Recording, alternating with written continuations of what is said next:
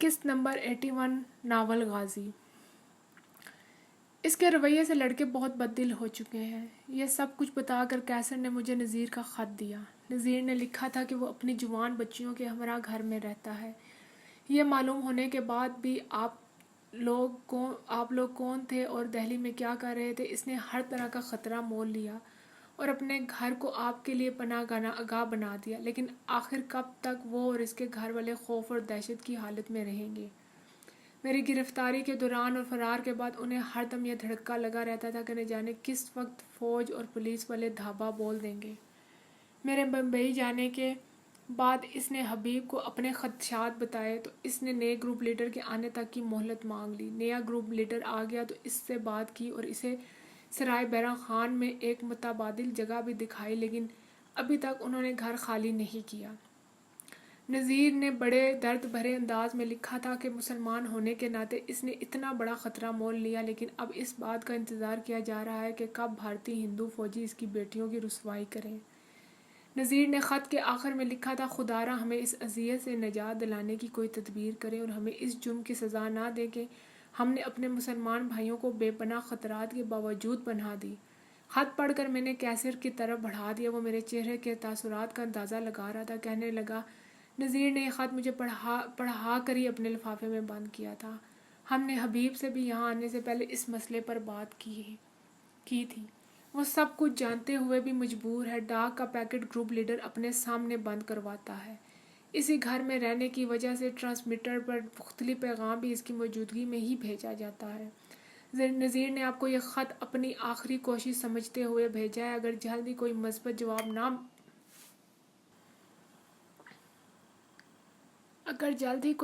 جواب نہ ملا پھر ہم گیریج والے اس معاملے کو اپنے ہاتھ میں لے لیں گے۔ ہمارے متعلق تو آپ جانتے ہیں کہ ہم نے کبھی اپنی جان کی پرواہ نہیں کی۔ پاکستان کی خاطر اگر ہم فوج اور ڈی ایم آئی والوں سے بھیڑ سکتے ہیں تو اپنی بہنوں کی عزت بچانے کے لیے ایک لاوارث پاکستانی جاسوس کو ٹھکانے لگانا ہمارے لیے بچوں کا کھیل ہوگا۔ میں نے تو اسے تسلی دی اور یقین دلایا کہ میں اپنی پوری کوشش کروں گا کہ یہ مسئلہ جلد از جلد سلجھ جائے۔ 3 روز بعد میں نے پاکستان جانے والی ڈاک میں اپنے تھیلے میں نذیر کا خط اور کیسر کے ارادوں کے متعلق تفصیلاً لکھ کر بھیجا۔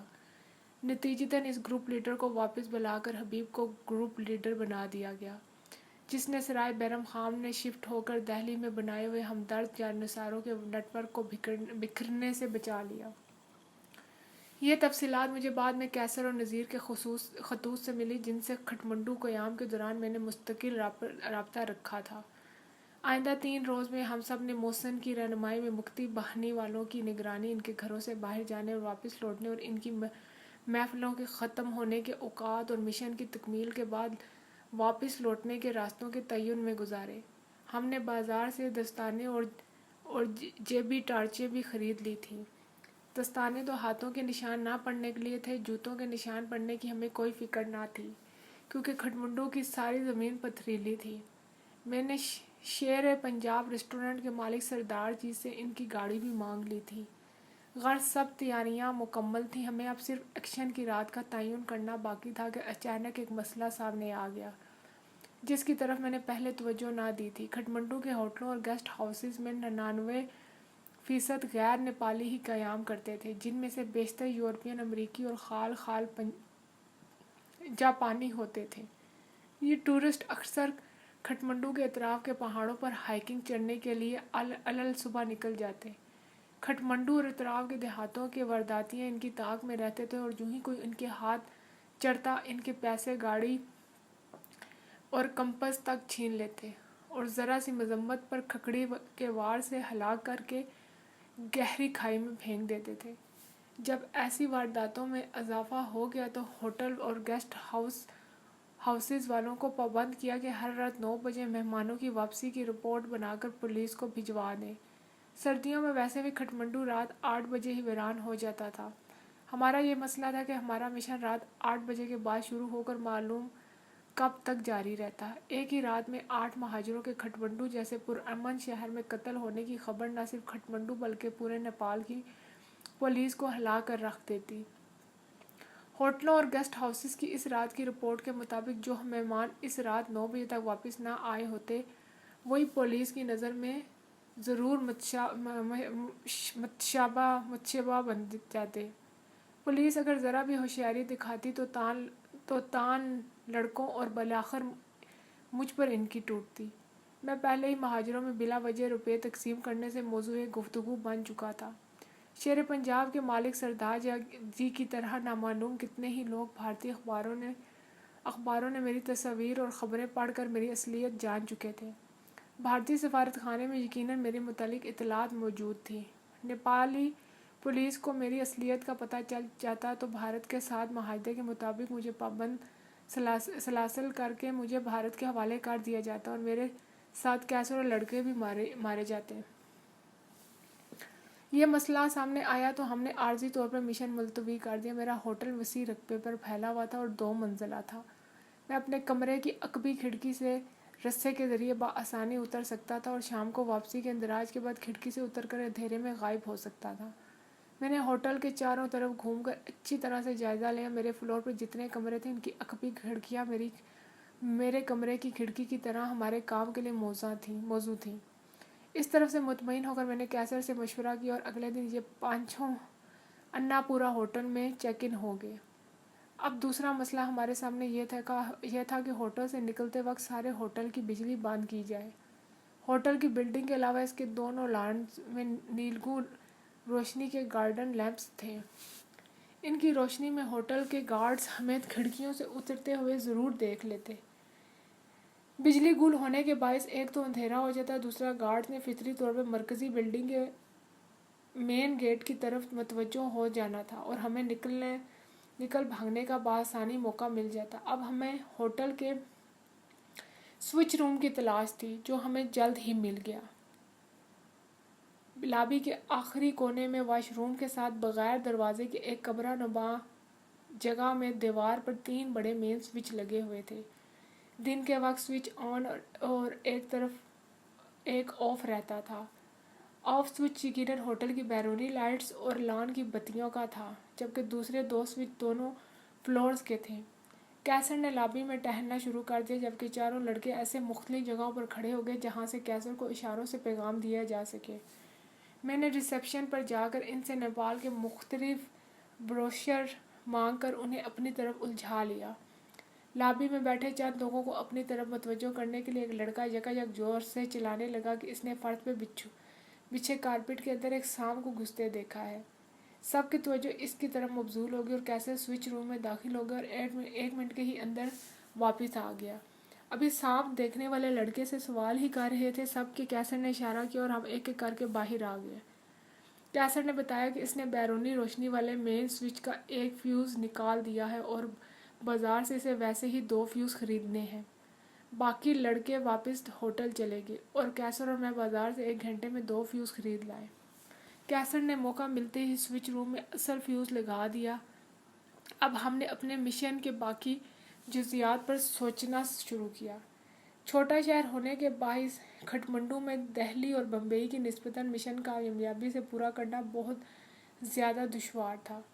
بجلی گل کرنے کا ذمہ کیسر نے لیا۔ ایک فیصلہ یہ ہوا کہ ایک کمرہ گراؤنڈ فلور پر لیا جائے تو نہ تو ہم کو رسیوں کے ذریعے کھڑکیوں سے اترنا پڑے گا اور نہ ہی کیسر کو اندھیرے میں سوئچ روم میں اپنی کارروائی کر کے اوپر اپنے کمرے تک جانے اور پھر کھڑکی کے ذریعے اترنے میں وقت ضائع کرنے کی ضرورت ہوگی۔ شام کو محسن آیا تو میری ہدایت پر اپنے گھر گیا اور نئے کپڑوں سے بھرا نیا سوٹ کیس لے کر ہوٹل میں آ کر گراؤنڈ فلور میں ایک کمرہ لے لیا۔ اگلے روز ہم بازار گئے اور ہم نے سب کے لیے خاکی رنگ کے اوور کوٹ خریدے جیسے کھٹمنڈو کی پولیس سردیوں میں پہنتی ہے۔ کیسر نے نیپالی روپے کے چوتھائی اور آدھی رقم کے ہمارے 20 اور 25 روپے جیسے کہ کئی سکے لیے۔ اس میں شام کو شیر پنجاب ریسٹورنٹ گیا اور سردار جی کی گاڑی لے آیا۔ اب ہم مشن کے لیے پوری طرح سے تیار تھے اور ہمیں آج رات ہی اسے سر انجام دینا تھا۔ ہم نے اپنے آپریشن کو 3 حصوں میں تقسیم کیا۔ پہلا حصہ ہوٹل کی تمام روشنیاں گل کرنا اور ہوٹل سے نکلنا۔ دوسرا حصہ 2 ٹولوں میں تقسیم گروپوں کا مکتی بانی والوں کو ٹھکانے لگانا اور تیسرا کسی کی نظر میں آئے بغیر ہوٹل میں داخل ہونا۔ آپریشن شروع کرنے کا وقت 2200 ہارس یعنی رات 10 بجے رکھا گیا۔ 9:45 بجے माँ सवा एक लड़के के जिसने अपने कमरे से ऊपर के फ्लोर की लाइट उड़ानी थी। बाकी सब ने अपनी मुकम्मल तैयारी के साथ मोहसिन के कमरे में इकट्ठे होना और तमाम लाइट्स उड़ाने के बाद इसी कमरे की खिड़की से बाहर निकलना था। होटल के तमाम कमरों में स्टैंड वाले लैंप मौजूद थे। ठीक 10 बजे कैसर की हदायत पर फर्स्ट फ्लोर के लड़के ने अपने कमरे और कैसर ने मोहसिन के कमरे के लैंप्स के बल्ब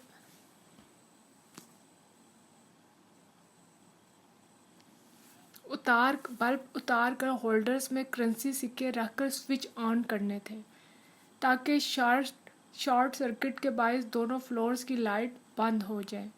लाइट जाते ही कैसर ने जेबी टार्च की मदद से स्विच रूम में जाकर होटल की बैरूनी और लान की बत्तियों के स्विच से फ्यूज़ निकालकर इनकी जगह बाजार से खरीदे हुए फ्यूज़ लगा दिए थे।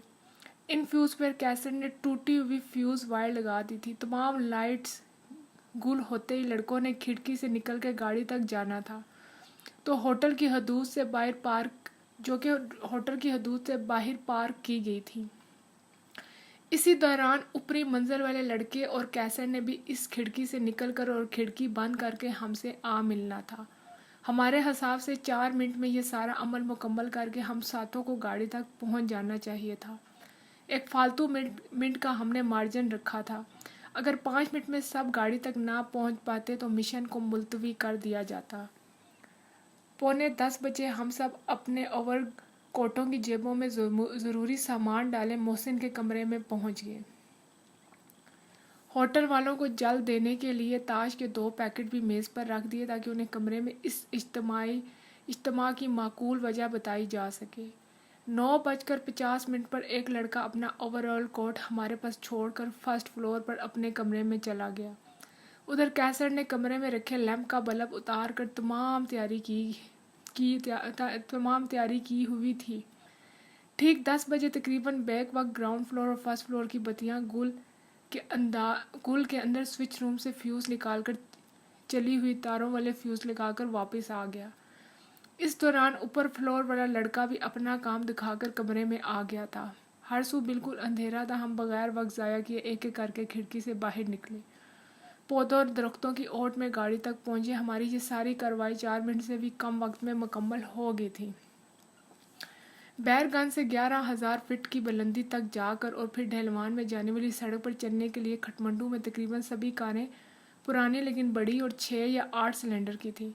सरदार जी ने भी अमेरिकन पुराने मॉडल की 8 सिलेंडर फोर्ड रखी हुई थी। 4 साथी पीछे और 2 आगे बैठ गए। स्टीयरिंग मैंने संभाल लिया और हम सातों अपनी मंजिल की तरफ रवाना हुए। हमारा गाइड मोहसिन था। मैं रोड से हटकर इसने एक जगह गाड़ी रुकवाई और सब एक एक कर उतरकर मध्यम स्ट्रीट लाइट्स में एक गली में गुम हो गए। तकरीबन 1.5 घंटे बाद ये ग्रुप बाखैरियत वापस पहुंचा और खामोशी से गाड़ी में बैठ गया। इस वक्त सबकी हालत ऐसी थी कि ना मैंने इनसे कुछ पूछा और ना ही उन्होंने कुछ बताया। मैंने गाड़ी स्टार्ट की और करीबन 1 मील के फासले पर मोहसिन ने फिर गाड़ी रुकवाई। यहाँ तो कोई स्ट्रीट लाइट भी ना थी। इस जगह भी उन्हें वापस आने में 1 घंटे से कुछ ज़ायद का वक्त लगा। गाड़ी में हम तीसरी जगह पहुँचे। यहाँ शहर के दूसरी जानिब नेपाली आबादी के घरों के झुरमुट में एक बिल्डिंग में तीसरी मंजिल पर बना एक फ्लैट हमारा टारगेट था। यहाँ की सब इमारतों की तरह ये बिल्डिंग भी ज़्यादातर लकड़ी की बनी हुई थी।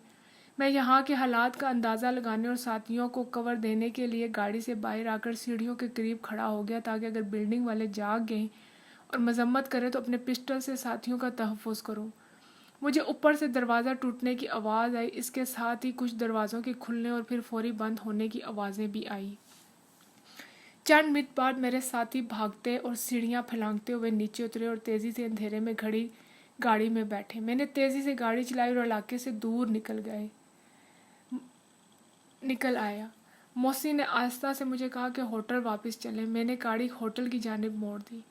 होटल के करीब पहुँचे तो देखा कि सारी बत्तियाँ रोशन हो चुकी थी। मैंने वहीं से गाड़ी वापस शेर पंजाब रेस्टोरेंट की जानिब टर्न की। सरदार जी रेस्टोरेंट से मुल्लिका भारत में रहते तो रेस्टोरेंट के मुलाजिम ग्राहकों के जाने के बाद सफाई और धुलाई में मसरूफ़ थे। میں نے ایک ملازم کے ذریعے سردار جی کو بلوایا۔ وہ چند منٹوں میں آ گئے۔ میں نے انہیں کہا کہ میرے چند ساتھی اور میں سورج طلوع ہونے تک یہاں ٹھہرنا چاہتے ہیں۔ سردار جی کے ہاں کوئی مہمان خانہ تو تھا نہیں۔ انہوں نے ریسٹورنٹ کے ملازموں کے ذریعے میزوں کو جوڑ کر 5 آدمیوں کے سونے کی جگہ بنوائی۔ 2 گاڑی میں سو سکتے تھے۔ میں نے تو سردار جی کو کہا کہ اپنے ملازموں کو سختی سے منع کر دیں کہ کسی سے بھی ہماری یہاں شب بسری کی بات نہ کریں۔ اب سردار جی نے اپنی ایکٹنگ شروع کی۔ اونچی آواز میں کہنے لگے، بھولے بادشاہ ہو، اگر آپ کو اتنی رات گی آنا تھا تو مجھے پہلے ہی بتا دیا ہوتا۔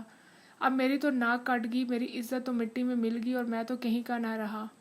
سردار جی غصے سے اور شرم سے کانپنے لگے۔ میں نے کہا، سردار جی غلطی میری ہے، معافی چاہتا ہوں۔ وہ کہنے لگے، بادشاہ ہو، غلطی کیسی اور معافی کیسی؟ آپ نے میرے ساتھ جو سلوک کیا ہے وہ تو میرا جانی دشمن بھی میرے ساتھ نہیں کرتا۔ سردار جی کے منہ سے جھاگ بہنے لگی۔ کہنے لگے، اب صرف ایک ہی صورت ہے کہ میں کرپان سے اپنے پیٹ چاک کر کر گرو کو پیارا ہو جاؤں۔ یہ کہہ کر سردار جی نے واقعی چھوٹی کرپان نکالی جسے وہ ہمیشہ ایک پٹی میں کمر کے گرد باندھے رکھتے تھے۔ میں نے بڑی مشکل سے سردار جی کو خودکشی سے روکا اور کہا کہ میری غلطی کو اب معاف کر دیں۔ میرے ساتھی بھی میری اس غفلت کا کسی سے تذکرہ نہیں کریں گے۔ سردار جی نے اپنے اس وقت موجود اپنے تینوں ملازموں کو بلایا اور کہا کہ میں تم کو 100 روپیہ دیتا ہوں۔ میرے مہمانوں کو ان لمبے صاحب کی وجہ سے آج رات جو تکلیف اٹھانی پڑ رہی ہے اس کا کسی سے بھی ذکر نہ کر کے میری عزت کا بھرم رکھ لینا، ورنہ سردار جی پھر طیش میں آ گئے، ورنہ میں تم سب کو مار کر اپنی ہتھیار کاٹ لوں گا۔ ملازموں نے کانوں کو ہاتھ لگا کر کہا، وہ بھولے سے بھی اس بات کا آپس میں بھی ذکر تک نہیں کریں گے۔ سردار جی نے ان کی طرف سے مطمئن ہو کر داد طلب نگاہوں سے میری طرف دیکھا۔ میں نے اشارے سے انہیں باہر چلنے کا کہا۔ سردار جی ملازموں کو سب کے لیے چائے بنانے اور کیک لانے کا کہہ کر خود میرے اور کیسر کے ہمراہ باہر آ گئے۔ کیسر نے سرگوشی میں مجھے کہا کہ سب کام بخوبی مکمل ہو گیا اور چاقوؤں کا تھیلا گاڑی کے پچھلے پائیدان کے نیچے پڑا ہے۔ اسی تھیلے میں سب کے دستانے بھی ہیں کیونکہ کئی دستانوں پر خون کے داغ لگ چکے ہیں۔ میں نے کیسر کو واپس ریسٹورنٹ میں بھیجا اور سردار جی کو لے کر گاڑی میں بیٹھ گیا اور کہا کہ اس طرف گاڑی لے چلیں جہاں گہری کھائیاں ہوں۔ سردار جی کو اصل واقعے کا علم نہیں تھا۔ وہ گاڑی چلاتے ہوئے ہنستے ہوئے کہنے لگے، کہو جی کیسی ایکٹنگ کی، سب ڈر گئے تھے نا؟ میں نے بھرپور داد دی اور کہا کہ آپ کو تو فلموں میں کام کرنا چاہیے۔ سردار جی کے پوچھنے پر میں نے بتایا کہ کھائیوں میں کچھ پھینکنا ہے۔ کھائیوں میں نے چاقو نکال کر دور دور پھینک دیے۔ سردار جی نے جب خون آلودہ چاقو دیکھے تو ان کی ہنسی فوراً غائب ہو گئی۔ پوچھنے پر میں نے کہا کہ واپس ریسٹورنٹ میں جا کر بتاؤں گا۔ اب ہم ریسٹورنٹ میں پہنچے تو لڑکے اور محسن بچائے آرام کرنے کے چائے پینے اور خوشگپیوں میں مشغول تھے۔ میں نے محسوس کیا کہ ان کے کہکے ضرورت سے زیادہ اور کھوکھلے تھے۔ محسن کی آواز ان میں سب سے زیادہ نمایاں تھی اور اس کی وجہ بھی میں سمجھ چکا تھا۔ کسی بے ہتھیار انسان کو مارتے وقت قدرتی طور پر دل و دماغ پر بوجھ سا رہ جاتا ہے۔ انہوں نے تو 2.5-3 گھنٹوں میں 8 مکتی باہنی والوں کو ہلاک کیا تھا جو سب کے سب قتل ہوتے وقت نہتے تھے۔ ان لڑکوں کے دل و دماغ پر جو اثر ہوا تھا اسے وہ اپنے کہکوں سے زائل کرنے کی کوشش کر رہے تھے۔ میں نے انہیں سر کی جنبش سے بتایا کہ میں بھی اپنا کام مکمل کر آیا ہوں۔ سردار جی کو میں نے کہا کہ میں گاڑی سے تھیلا لا کر کچن کے چولہوں میں جلانا چاہتا ہوں۔ آپ ملازموں کو کہیں گاڑی کے اندر اور باہر سے کہیں کہ گاڑی کو اندر اور باہر سے اچھی طرح دھو لیں۔ سردار جی کے حواس بھی ابھی تک بحال نہیں ہوئے تھے۔ وہ گم سے میری ہر بات مانتے جا رہے تھے۔ تھیلے میں خون سے بھرے ہوئے دستانے تھے۔ میں نے چولہے میں ایک ایک کر کے دستانے ڈالے اور پھر تھیلا، اور جب تک سب راکھ نہ بن گئے میں وہاں سے نہ ہٹا۔ اس دوران سردار جی کے ملازموں نے گاڑی کو پانی کے پائپ سے اندر اور باہر سے دھو کر بالکل صاف کر دیا تھا۔ 2 لڑکوں کے اوور کوٹس پر بھی خون کے دھبے لگے ہوئے تھے۔ ان دھبوں کو بھی لڑکوں نے دھو کر بالکل صاف کر دیا۔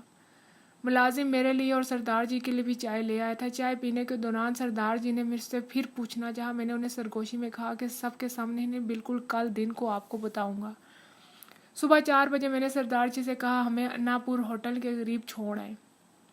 ہم 8 بندے گاڑی میں ایک دوسرے کے اوپر ٹھس ٹھسا کر بیٹھے۔ ہوٹل کے قریب آنے پر میں نے گاڑی رکوائی اور سردار جی کا شکریہ ادا کرتے ہوئے انہیں دوبارہ تنبیہ کی کہ گزشتہ شام میرے آپ سے گاڑی لینے سے اب تک کی کسی بھی بات کا کسی سے بھولے سے بھی نہ ذکر کریں۔ سردار جی کو ابھی تک رات کے آپریشن کی سنگینی کا علم نہ تھا۔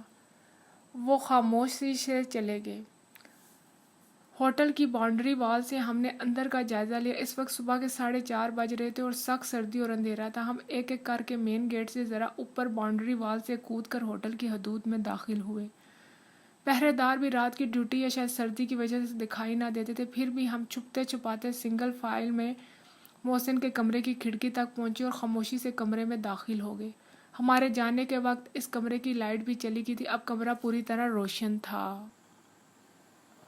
اندر سے لابی میں کھلنے والے دروازہ کھلا تو ریسیپشن پر بیٹھے 2 اسٹاف ممبر نیند میں اونگ رہے تھے۔ کمرے کے بیرونی دروازے پہ ڈو ناٹ ڈسٹرب کا سائن ویسے ہی لٹک رہا تھا۔ ہم نے تاش کے پتے میز پر بکھیر دیے اور اونچی آواز میں باتیں کرتے اوپری منزل پر اپنے کمرے کو چل دیے۔ ریسیپشن والے ہماری آواز سے جاگ اٹھے اور گڈ مارننگ کہہ کر بولے کہ ساری رات آپ کے کمرے کی بتی جلتی رہی۔ میں نے کہا ہم تاش کھیل رہے تھے۔ غرض مسکراہٹوں کے تبادلے کے ساتھ ہم اپنے اپنے کمرے میں چلے گئے۔ سب رات بھر کے جاگے ہوئے تھے اور ٹینشن کی وجہ سے بے حد تھکے ہوئے تھے۔ میں تو کپڑے تبدیل کر کے ہی بستر میں جا گھسا اور ایسی گہری نیند سویا کہ دن کے 12 بج کے بعد ہی آنکھ کھلی۔ باقی سب کا بھی یقیناً یہی حال ہوگا۔ میں نے اپنے فلور پر ٹھہرے ہوئے لڑکوں کو خود جا کر جگایا۔ محسن کو ہاؤس فون پر کہا کہ 1 گھنٹے میں سب تیار ہو کر ڈائننگ ہال میں پہنچ جائیں۔ میں تیز گرم پانی سے نہایا اور تازہ دم ہو کر ڈائننگ ہال میں گیا تو وہاں سبھی موجود تھے۔ کھانے کے بعد میں نے محسن کو کہا کہ وہ سفارت خانے میں جا کر مہاجروں سے رات کے وقفے کی سن گن لے اور رد عمل کا پتہ چلائے۔ محسن کے جانے کے بعد ہم سب اسی کے کمرے میں چلے گئے اور میں نے کیسر سے گزشتہ رات کی تفصیلات پوچھی۔ اس نے بتایا کہ 6 موذیوں کو ختم کرنے میں کوئی دشواری پیش نہیں آئی۔ ہم دروازہ کھٹکھٹا کر انہیں اٹھاتے اور خود کو پولیس والے بتا کر دروازے کھلواتے رہے۔ دروازہ کھلتے ہی ہم میں سے وہ 2 اسے دبوچ لیتے اور ایک بقیہ کمروں کی تلاشی لیتا کہ کوئی دوسرا تو موجود نہیں۔ ہم اس کی گردن کو چاقو سے نصف کاٹ ڈالتے اور احتیاطاً چاقو کا ایک وار دل پر کرتے تاکہ موذی کے ہلاک ہونے میں کوئی شبہ نہ رہے۔ ایک گھر میں دروازہ کھٹکھٹانے پر جب دروازہ کھلا تو ہم میں سے 2 نے اسے پکڑ لیا۔ اب شکار کو ہلاک کرنے کی محسن کی باری تھی۔ محسن آگے بڑھا تو اس نے محسن کو پہچان لیا اور پوچھا کہ کیا بات ہے۔ محسن نے اپنی کھکڑی سے سیدھا وار کر کے اس کے سینے کو پیڑ تک اس طرح چیر دیا کہ اس کا دل، پھیپھڑے اور انتڑیاں کٹ کر باہر آ گئی۔ وہ تو پہلے ہی وار میں مر چکا تھا، لیکن محسن کو ایسا جنون چڑھا ہوا تھا کہ اس نے پہلے تو اس کی گردن علیحدہ کی اور پھر دونوں بازو اور ٹانگیں باقی دھڑ سے الگ کر دیے۔ اس کے منہ سے جھاگ بہہ رہی تھی اور وہ جسم کے ٹکڑوں پہ وار کیے جا رہا تھا اور کہتا تھا کہ ابھی تو صرف 1 کا بدلہ لیا ہے، باقی 4 کا لینا ہے۔ اس کے چہرے پر تو محسن نے اتنے وار کیے کہ چہرے کے 20 ٹکڑے علیحدہ ہو گئے۔ چہرہ ناقابل شناخت ہو گیا۔ بڑی مشکل سے ہم نے اسے قابو کیا اور گھر سے باہر لائے۔ آخری اور 8ویں گھر میں ہمیں صرف یہ دشواری پیش آئی کہ لکڑی کی سیڑھیاں چڑھتے ہوئے اتنی آواز پیدا ہوئی کہ تینوں منزلوں کے چند مکینوں نے دروازے کھول کر باہر جھانکا، لیکن ہماری تعداد اور نیپالی پولیس کے کوٹ پہنے دے کر فوراً ہی دروازے بند کر لیے۔ یہاں ٹارگٹ والے مکان کے رہائشی نے دروازہ کھولا اور ہمیں دیکھ کر پیچھے بھاگا۔ ہم اسے پکڑ کر پچھلے کمرے میں لے گئے جو شاید اس کے سونے کا کمرہ تھا۔ چونکہ اس کے گھر میں ہم ساتوں اکٹھے تھے اس لیے ہم میں سے 6 نے اسے دبوچا کہ اس کے منہ سے آواز تک نہ نکل سکی۔ یہاں بھی ہم نے محسن کو موقع دیا جس نے کھکڑی کے چند واروں سے اسے ہلاک کر دیا اور گردن تن سے جدا کر دی۔ یہاں محسن کو دل کا پورا غبار نکالنے کا موقع نہ ملا کیونکہ یہ بھی ممکن تھا کہ بلڈنگ کا کوئی رہائشی پولیس کو فون کر دے، اس لیے ہم جلد کام نپٹا کر نیچے اتر آئے۔ میں نے تو کیسر کے بیان کو مختصر لکھا ہے۔ اس نے تقریباً 2 گھنٹے تفصیلات سنانے میں لگائے۔ اس دوران محسن بھی واپس آ گیا تھا۔ اس نے بتایا کہ 8 کا قتل سب کو پتہ چل چکا ہے، سارے مہاجرین بہت مشتعل ہیں اور سفارت خانے کے باہر نعرہ بازی کر رہے ہیں۔ سفارت خانے نے مدد کے لیے پولیس بلوا لی ہے جس نے مہاجروں کو سفارت خانے سے باہر نکال کر سڑک کے دوسری طرف اور دائیں بائیں دھکیل دیا ہے۔ مہاجر سفارت خانے پر تحفظ مہیا نہ کرنے اور بلا وجہ نیپال میں روکے رکھنے کے خلاف نعرہ بازی کر رہے تھے۔ اصل حقائق اور مہاجروں کے احتجاجی مظاہروں کا سن کر مجھے ایک انوکھی تجویز سوچی۔ مجھے یقین تھا کہ اگر میری تدبیر کارگر ہوئی تو مہاجروں کا احتجاجی مظاہرہ یکلخت الٹ رخ اختیار کر لے گا۔ میں نے محسن کو کہا وہ فوری طور پر کشمیری مسجد میں جائے، جہاں بقول اس کے گزشتہ رات شہید ہونے والے مہاجروں کی تجہیز و تکفین کے انتظامات ہو رہے تھے، اور نہایت چالاکی اور ہوشیاری سے یہ بات پھیلا دے کہ مرنے والے نہ تو مسلم تھے اور نہ ہی مہاجر۔ اس سے زیادہ کچھ نہ کہے اور مسجد کے قریب ہی میرا انتظار کرے۔ محسن کے جانے کے آدھا گھنٹہ بعد میں لڑکوں کو ہوٹل میں ٹھہرنے یا بازار کی سیر کرنے کا کہہ کر خود سائیکل رکشہ لے کر کشمیری مسجد کی طرف چل دیا۔ کشمیری مسجد پہنچا تو دور ایک گوشے میں محسن کو کھڑے دیکھا۔ اس نے بتایا اس نے بات تو اچھی طرح پھیلا دی ہے، لیکن لاشیں پوسٹ مارٹم نہ ہونے کے باعث بھی یہاں نہیں پہنچی۔ قریب 3000 مہاجران کے انتظار اور جنازہ پڑھنے کے لیے وہاں موجود تھے۔ کھٹمنڈو میں کشمیری مسجد کا ہونا عجیب سی بات تھی، اور در حقیقت تقریباً اس برس پہلے کشمیر کا ایک تاجر خاندان ڈوگروں کے تشدد کے باعث کھٹمنڈو میں آ کر آباد ہو گیا تھا۔ رفتہ رفتہ اس خاندان کے باقی افراد اور کئی دوسرے کشمیری تاجر بھی کھٹمنڈو ہجرت کر آئے تھے۔ یہاں ان کا کاروبار خوب چمکا اور وہ یہیں کے ہو لیے۔ ان کشمیریوں کا کھٹمنڈو کے خاصے وسیع حصے میں اپنا محلہ اور اپنی مسجد تھی۔ یہ بلا تفریق قومیت اور وطن کے ہر مسلمان کی حتی المقدور مدد کرتے تھے۔ مشرقی پاکستان کے مہاجروں میں ان کی سخاوت کا چرچا تھا، اور آج انہوں نے ہی ان لاوارث مسلمان مہاجروں کی تجہیز و تکفین کے انتظامات کیے تھے۔ ان میں سے چند معتبر مسجد کے قریب ہی اپنی کوٹھی کے لان میں بیٹھے تھے۔ میں شکل و صورت سے بھی پٹھان یا کشمیری لگتا تھا۔ میں لان میں ان کے پاس چلا گیا، اگرچہ ہمارا پہلے کبھی تعارف یا آمنا سامنا نہیں ہوا تھا، لیکن انہوں نے بڑے پرتپاک رویے سے میرا خیر مقدم کیا۔ میں نے انہیں بتایا کہ میں چٹاگانگ میں ملازم تھا، بڑی مشکل سے کھٹمنڈو پہنچا اور اب پاکستان جانے کے انتظار میں ہوں، کیونکہ گزشتہ رات بہت بڑا وقوعہ ہو چکا ہے، اس لیے گفتگو کا موضوع جلد ہی اس طرف پھر گیا۔ میں نے باتوں کے درمیان میں کہا کہ یہاں آ کر میں نے ایک عجیب بات سنی ہے کہ مرنے والے غیر مسلم تھے۔ وہ سب میری بات سن کر ہنسنے لگے کہ یہ کیسے ہو سکتا ہے۔ میں نے کہا بے شک یہ افواہ ہے، لیکن تصدیق کرنے میں کیا حرج ہے۔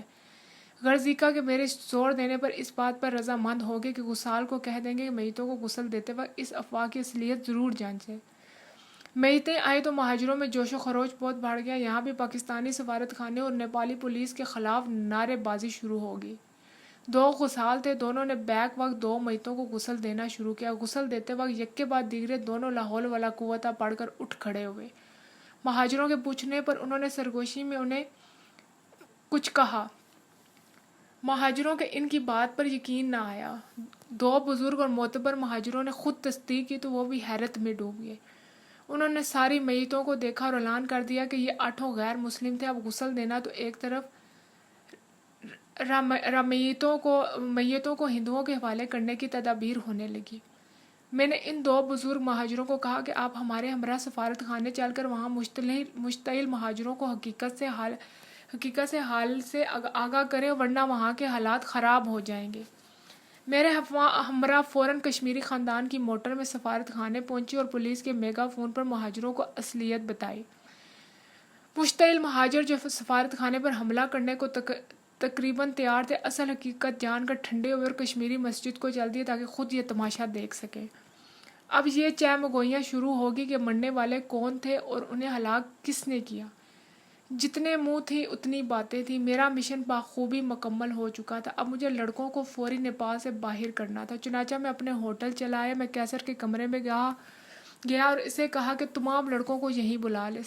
جب سب جمع ہو گئے تو میں نے انہیں آج کی ساری صورتحال بتائی اور کہا کہ نیپالی پولیس اب تک تو انہیں مہاجر سمجھی ہوئی تھی۔ انہوں نے تفتیش کی محض خانہ پوری کی، لیکن پاکستان کے سفارت خانے کو بچانے کے لیے میں نے اصلیت ظاہر کر دی، جس کے نتیجے میں قسط نمبر 86، جس کے نتیجے میں اب نیپالی پولیس ان مقتول نام نہاد ہندو مہاجروں کی اصلیت جاننے کے لیے تفتیش کا دائرہ کار بڑھا دے گی۔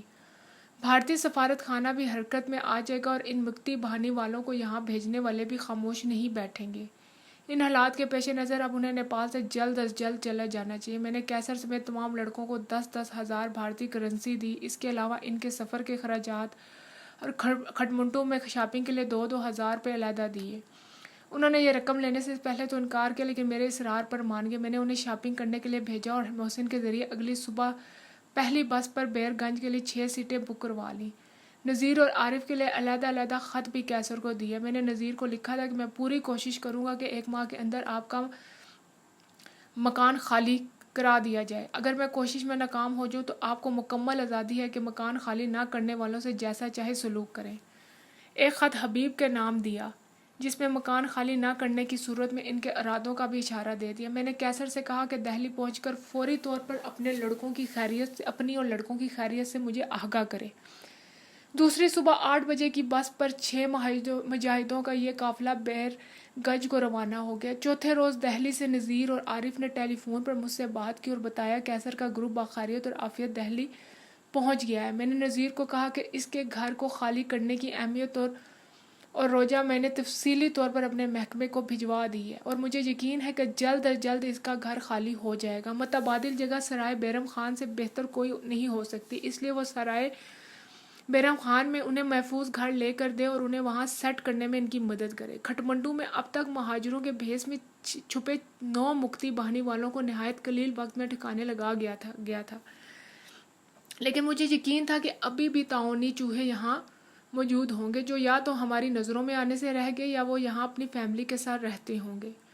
ابھی تک ہم نے جن کو واصل جہنم کیا تھا وہ اکیلے رہتے تھے اور مہاجروں کا لبادہ اوڑھے ہوئے تھے۔ مجھے احساس ہو رہا تھا کہ مکتی باہنی یا بھارتی انٹیلیجنس کے اور بہت سے افراد یہاں موجود ہوں گے۔ بھارتی سفارت خانے کا حجم بہت بڑا اور اس کے عملے کی تعداد 200 سے اوپر تھی، جس کے مقابلے میں پاکستانی سفارت خانے کا عملہ صرف 18 افراد پر مشتمل تھا۔ بھارتی سفارت خانہ یہاں صرف پاکستان ہی نہیں بلکہ چین کی بھی جاسوسی کرتا تھا۔ میں نے کھٹمنڈو سے اپنے بارڈر تک 134 میل لمبی سڑک بنائی تھی چین نے کھٹمنڈو سے اپنے بارڈر تک 134 میل لمبی سڑک بنائی تھی جو چینی انجینئرنگ کا شاہکار تھی۔ بلند پہاڑوں سے گزرتی یہ سڑک بالکل سیدھی تھی اور اس میں کوئی زگ زیگ نہ تھا۔ جہاں پہاڑ کو چیرا نہ جا سکا وہاں سرنگ بنا دی گئی۔ اس پہاڑ پر بڑے بڑے ٹرالے بڑی آسانی سے چل سکتے تھے۔ یہ سڑک بنانے کے 2 مقاصد تھے۔ اول یہ کہ اگر بھارت اپنی فطرت سے مجبور ہو کر نیپال پر حملہ آور ہوا تو چینی افواج کو نیپال کے دفاع میں پہنچنے میں دشواری نہ ہو۔ دوسری وجہ یہ تھی کہ نیپال کی چھوٹی سی پہاڑی ریاست کو بھارت بلا وجہ دھمکاتا رہتا تھا کہ وہ اس کی درآمد اور ضروری اشیاء کی سپلائی روک دے۔ پہلے بھی عرض کر چکا ہوں کہ نیپال کی بھارت کے ساتھ جغرافیائی حالت بالکل ایسی تھی کہ جیسے آزاد کشمیر کی پاکستان کے ساتھ۔ بھارت کی نیپال کو سپلائی روک دینے کی صورت میں چین اس سڑک کے ذریعے نہایت سرعت سے نیپال کی ضروریات پوری کر سکتا تھا۔ یہی وجہ تھی کہ نیپال میں سب سے فعال چینی اور بھارتی سفارت خانے تھے۔ میرے کہنے پر لڑکوں نے انا پور ہوٹل میں اپنے نام، ایڈریس اور شہر بھی علی گڑھ، لکھنؤ اور الہ آباد لکھوائے تھے۔ ہوٹل میں بل بھی انہوں نے خود ادا کی اور ان کی روانگی سے پہلے میں ان بلوں کی رقم بھی انہیں ادا کر دی۔ جب وہ بعد دوپہر محسن بھی ہوٹل چھوڑ کر گیسٹ ہاؤس چلا گیا۔ محسن کو بھی میں نے 12,000 روپے دیے۔ پیسے کی لاچاری انسان کو بزدل بنا دیتی اور میں نہیں چاہتا تھا کہ محسن جس میں ہمت اور حوصلہ دوبارہ اود کر آیا تھا پھر لاچاری کا شکار ہو جائے۔ نیپال میں میرے مشن کا ابھی آغاز ہوا تھا۔ مجھے ایک قابل اعتماد ساتھی کی ضرورت تھی اور کھٹمنڈو میں محسن سے زیادہ نڈر، جرأت مند، انتخاب کے جذبے سے لبریز قابل اعتماد ساتھی ملنا ناممکن تھا۔ میں نے اگلا 1 ہفتہ نہایت خاموشی سے گزارا۔ میں اس واقعے پہ مہاجروں، بھارتی سفارت خانوں اور نیپالی حکومت کا رد عمل دیکھنا چاہتا تھا۔ محسن ہر روز دن چڑھے پاکستانی سفارت خانے اور مہاجروں کے ٹھکانوں پہ چلا جاتا اور ہر روز شام ڈھلے میرے پاس اکیلا آ جاتا، اپنے ساتھی شاعر کے ہمراہ آ جاتا اور تنہائی میں مجھے سارے دن کی رپورٹ دیتا۔ اسی کے ذریعے معلوم ہوا کہ بھارتی سفارت خانے نے اپنے ہمدرد نیپالیوں کے ذریعے ان لاشوں کو شمشان گھاٹ میں چتا کے سپرد کیا ہے۔ ان کا سامان بھی نیپالی پولیس لے گئی تھی جس پہ بعد میں بھارتی سفارت خانے کے حوالے کر دیا گیا ہے۔ پاکستانی سفارت خانے نے رجسٹریشن سے ان کے نام خارج کر دیے تھے اور کھٹمنڈو میں مقیم سارے رجسٹرڈ مہاجروں کے نئے سرے سے رجسٹریشن شروع کر دی گئی تھی۔ اس بار رجسٹریشن سے پہلے سفارت خانے کے ایک کمرے میں انہیں بے لباس اور ہو کر مسلمان ہونے کا ثبوت دینا پڑتا تھا۔ فیملی کے بغیر اکیلے مہاجروں کے لیے رجسٹریشن کو خصوصی طور پر بہت سخت کر دیا گیا تھا اور ایسے مہاجروں کو مشرقی پاکستان میں اپنے شہر یا گاؤں میں مقیم 3 رجسٹرڈ مہاجروں سے تصدیق کروانی لازمی تھی۔ محسن اور بزرگ شاعر بھی اس زمرے میں آتے تھے۔ میں کئی روز سے سفارت خانے نہیں گیا تھا، ایک روز محض یہ دیکھنے گیا کہ ہمارا سفارت خانہ مجھ پر کس حد تک اعتماد کرتا ہے۔ میں ان دونوں کو اپنے ہمراہ لے گیا۔ یہ دونوں ایمبیسی کے لان میں دوسرے مہاجروں کے ساتھ رکے۔ قسط نمبر 87 ناول غازی۔ میں ان کے سابقہ رجسٹریشن کارڈ لے کر سیدھا سفیر کے پاس گیا۔ سفیر صاحب سیاسی آدمی تھے، روپے تقسیم کرتے وقت ہونے والی تلخی کو بالکل نظر انداز کرتے ہوئے بڑی گرم جوشی سے ملے۔ کئی روز نہ آنے کا گلا گیا، کافی اور بسکٹ منگوائے۔ میں نے دونوں کے رجسٹریشن کارڈ انہیں دیتے ہوئے کہا، ان دونوں کی فیملی نہیں ہے، کیا میری ضمانت پر ان کی رجسٹریشن ہو سکے گی؟ سفیر صاحب نے بڑی اپنائی سے جواب دیا، صرف انہی کی نہیں، آپ بے شک 2000 مہاجر لے آئیں، آپ کی ضمانت پر سب کی فوری طور پر رجسٹریشن کر دوں گا۔ سفیر صاحب نے یہ کہتے ہوئے انٹرکام پر اپنے پی اے کو بلایا اور دونوں کا کارڈ اسے دے کر کہا کہ فوری طور پر ان کی نئی رجسٹریشن لا دیں۔ 15 منٹ میں ہی تمام پروسیجر بالائے طاق رکھتے ہوئے دونوں کے لیے رجسٹریشن کارڈ بن کر آ گئے۔ میں نے پوچھا کہ ضمانت نامے میں کیا لکھ کر دوں؟ تو سفیر صاحب نے کہا، آپ کا کہنا ہی ضمانت ہے۔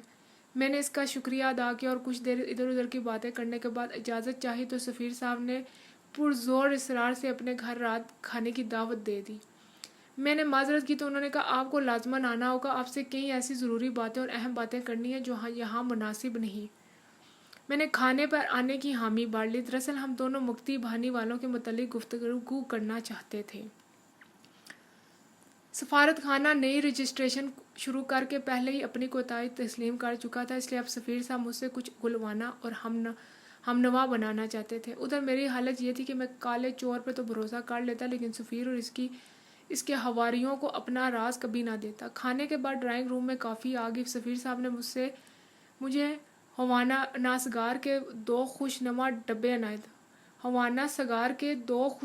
ڈبے عنایت کیے، جن پر حکومت پاکستان کا سرکاری نشان کھدا ہوا تھا۔ میں نے شکریہ ادا کیا اور ایک ڈبہ کھولنا چاہا تو سفیر صاحب نے بڑی بے تکلفی سے کہا، نہیں، انہیں یہاں نہ کھولیں، یہاں پر میرے ڈبے کے سگار پئیں۔ سفیر صاحب نے یہ کہتے ہوئے اپنے ڈبے میں سے ایک سگار مجھے دے دیا۔ ہر سگار سلور کی ٹیوب میں بند تھا، جس پر اوپر والے الفاظ کندہ تھے۔ اب بتائیے یہ سب کیسے کیا؟ سفیر صاحب نے مسکراتے اور گہری نظروں سے مجھے دیکھتے ہوئے کہا، یہ سب کیسے ہوا؟ پوچھا، کیا یہ سب کیسے ہوا؟ میں نے انجان بنتے ہوئے ان سے سوال کر دیا۔ سفیر صاحب شاید جان کے میں ان کی بات سمجھ نہیں سکا، بولے، بھیا میں 8 غیر مسلموں کی بات پوچھ رہا ہوں جو گزشتہ دنوں ایک ہی رات میں مار دیے گئے۔ میں نے جواب دیا، سنا تو میں نے بھی ہے، میں تو یہ سمجھتا ہوں کہ یہ کارروائی آپ نے کروائی ہے، کیونکہ غیر مسلم مہاجروں کے بیس میں ہمارے سفارت خانے میں رجسٹر تھے اور ان کے ایکسپوز ہونے کے بعد آپ کو نئے سرے سے رجسٹریشن کرنی پڑ رہی ہے۔ میرا اس سارے واقعے میں کوئی عمل دخل نہیں، میرے پاس تو صرف پسٹل ہے اور میری اطلاع کے مطابق انہیں خنجروں اور کھکڑیوں سے مارا گیا ہے۔ میں اکیلا بھلا اتنے افراد کو ایک رات میں کیسے مار سکتا ہوں؟ میرا نفی میں اور مدلال جواب سن کر سفیر صاحب مخمصے میں پڑ گئے۔ اب میرا وار کرنے کا موقع تھا۔ میں نے کہا، چلیے چھوڑیے، وہ بدبخت اس سزا کے مستحق تھے، وہ تو مر گئے، لیکن آپ کے لیے مصیبت کھڑی کر گئے۔ نئے سرے سے رجسٹریشن سے آپ آئندہ تو شاید ایسے جاسوسوں سے بچ جائیں، لیکن جن مہاجروں کو آپ پہلے ہی پاکستان بھجوا چکے ہیں، ان میں کتنے غیر مسلم جاسوس ہوں گے؟ اس بارے میں آپ کیا کہتے ہیں؟ میں تو سمجھتا ہوں کہ جب ان 8 غیر مسلم جاسوسوں کی سفارت خانے میں بحیثیت مسلم مہاجر رجسٹر کے حوالے سے میں اس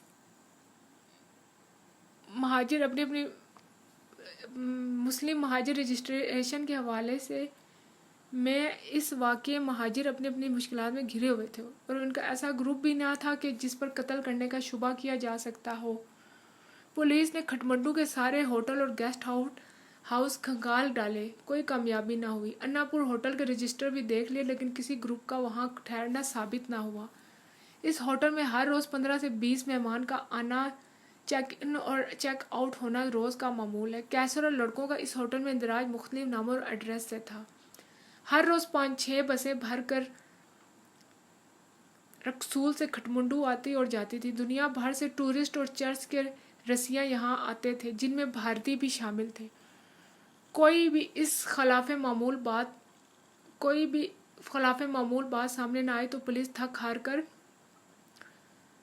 خاموش ہو بیٹھی۔ اس دوران میں نے محسن کے ساتھ نہایت احتیاط سے ان مدمول مہاجروں کی تفصیلات اکٹھی کی جو ان کے مشرقی پاکستان جانے والے مہاجروں کے متعلق مخلوق الحال تھے، لیکن کھٹمنڈو میں مالی فراغت کی زندگی بسر کر رہے تھے اور انہوں نے اپنے پیسے کے زور پر مہاجروں کے چھوٹے چھوٹے گروہ اپنے گرد جمع کر رکھے تھے۔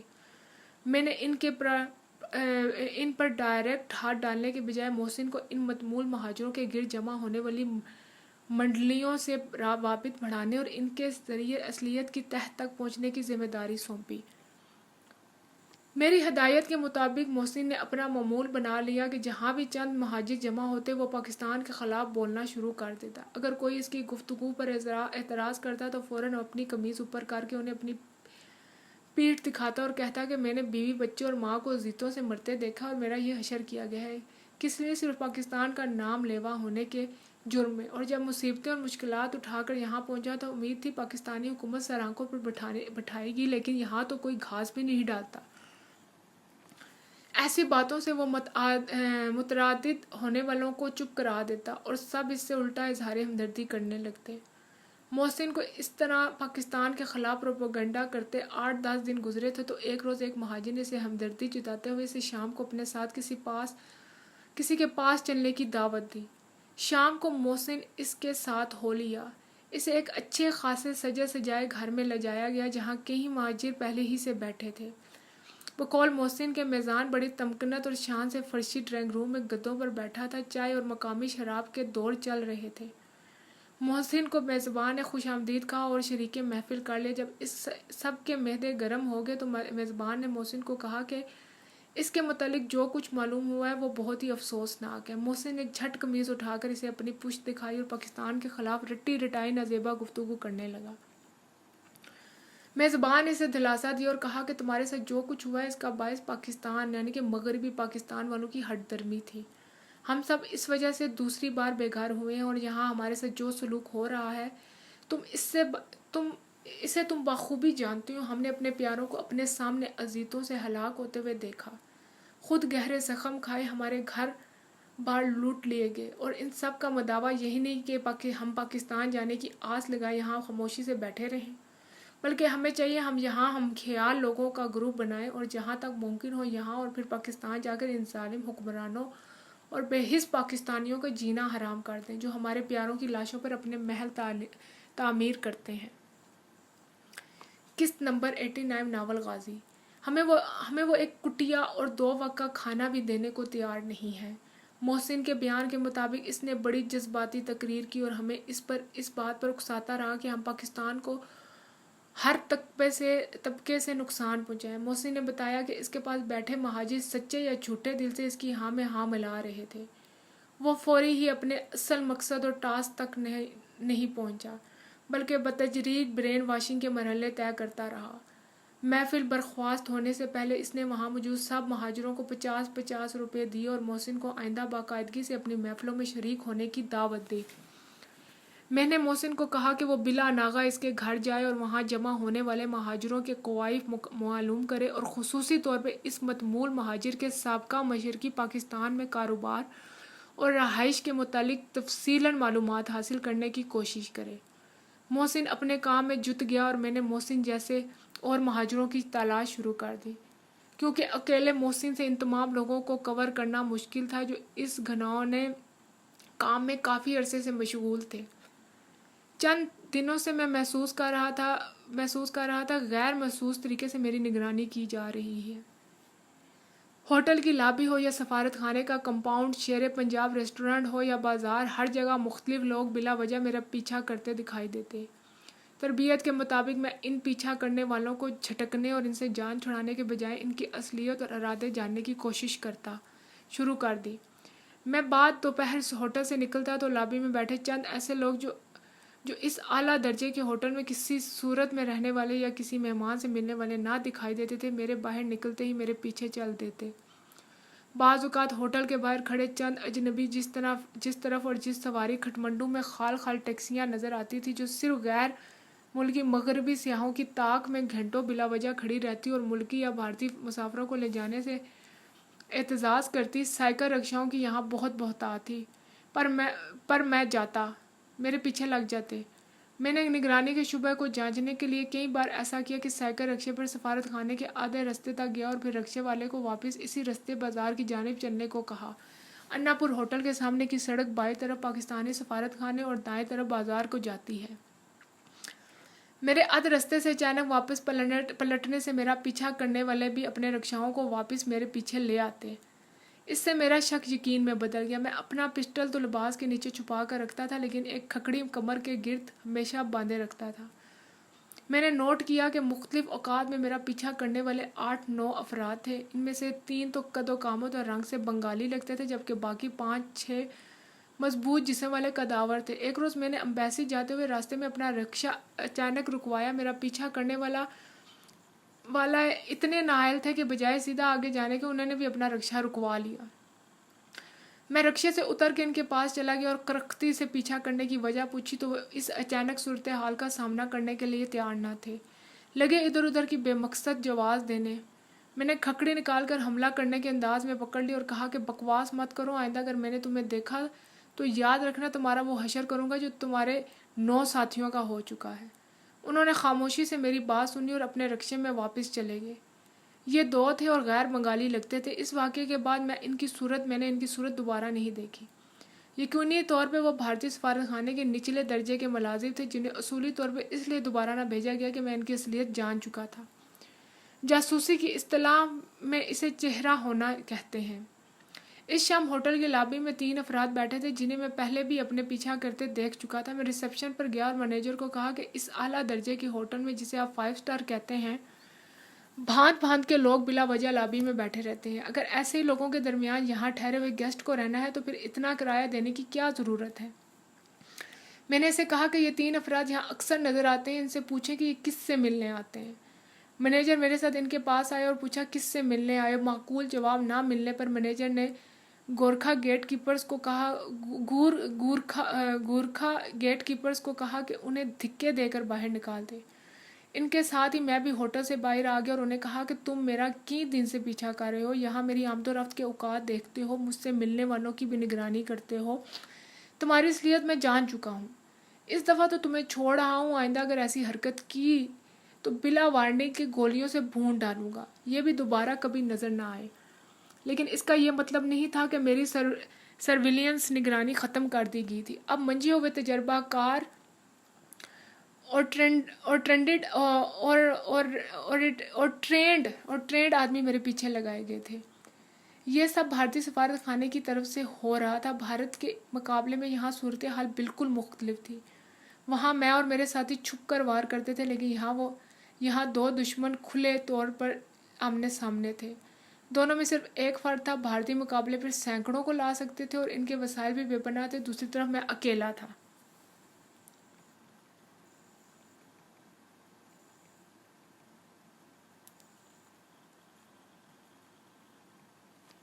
قسط نمبر 90 غازی۔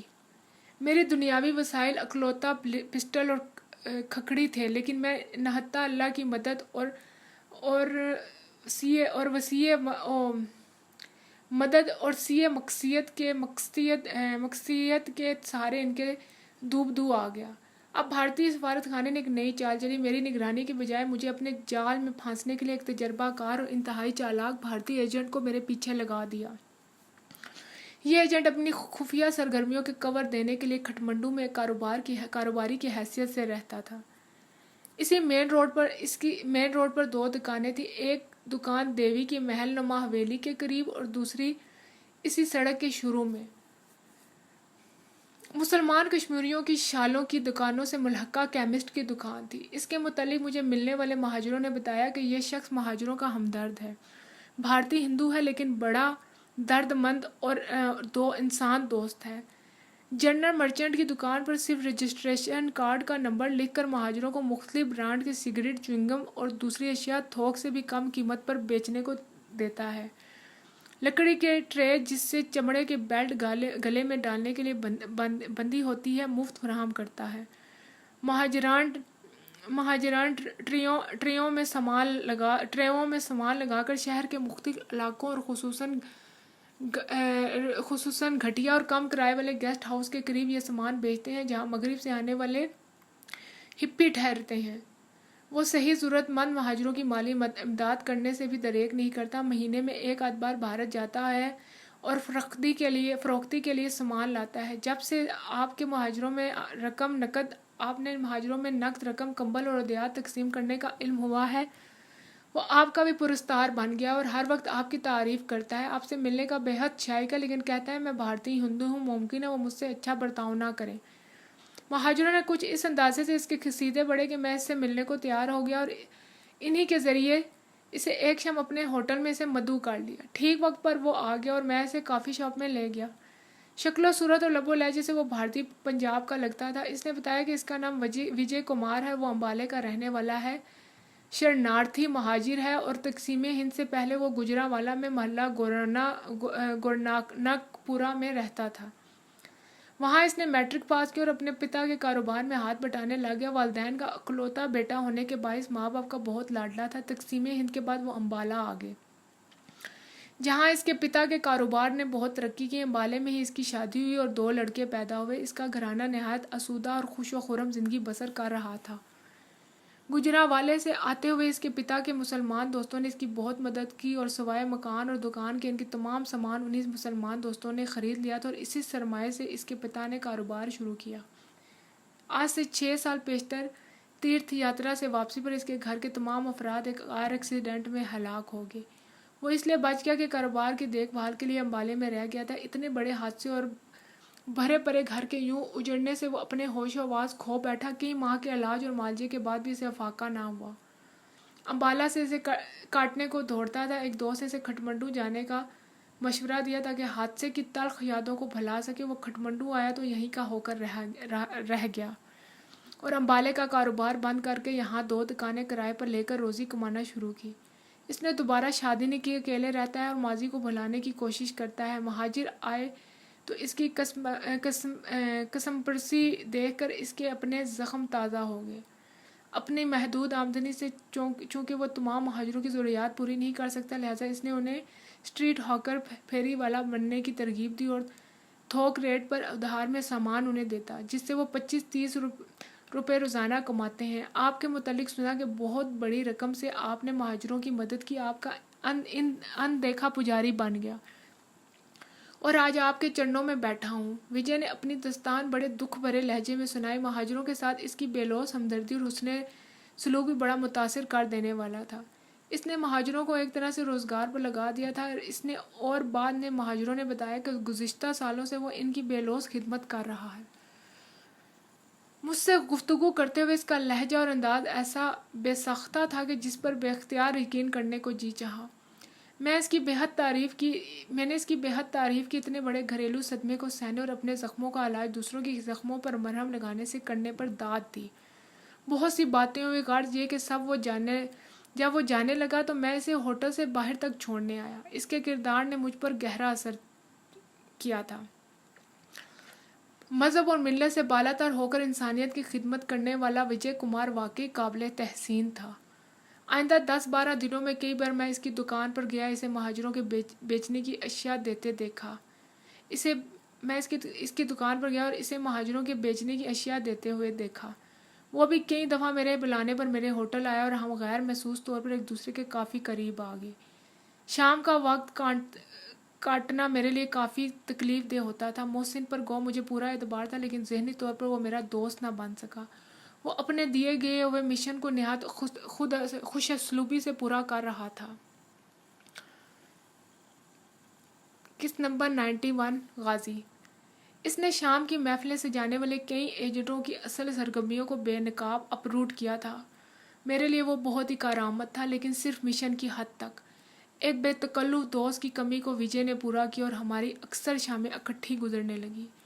وجے چند روز کے لیے بھارت سامان لینے گیا. اس نے بتایا کہ وہ تمام سامان لکھنؤ کی تھوک مارکیٹ سے خریدتا ہے جو رکسول تک ٹرین اور آگے ٹرک پر کھٹمنڈو آتا ہے. میرے لیے وہ میرے بغیر کے بہت سارا نمکین کاجو لے آیا تھا جو مجھے خشک فروٹ میں سب سے زیادہ پسند ہے. میرے استفسار پر کہہ کے کہ اسے میری پسند کا کیسے پتہ چلا، اس نے کہا کہ ایک روز باتیں کرتے ہوئے آپ نے کہا تھا کہ کاجو کھاتے ہوئے میں کبھی سیر نہیں ہوتا. آپ کی اسی بات سے مجھے آپ کی پسند کا پتہ چلا اور میں لے آیا. وجے میں ایک خاص خوبی تھی کہ جو ہر انسان کی فطری کمزوری ہے، یعنی وہ کبھی نہ بحث کرتا نہ ہی دوران گفتگو اس کا کوئی اپنا خاص موضوع ہوتا. میں جو بھی بات کرتا وہ میری ہاں میں ہاں ملاتا. میں نے جس موضوع پر بات کی اس نے اس کو پسند کیا اور گفتگو کا رخ کبھی نہ بدلا.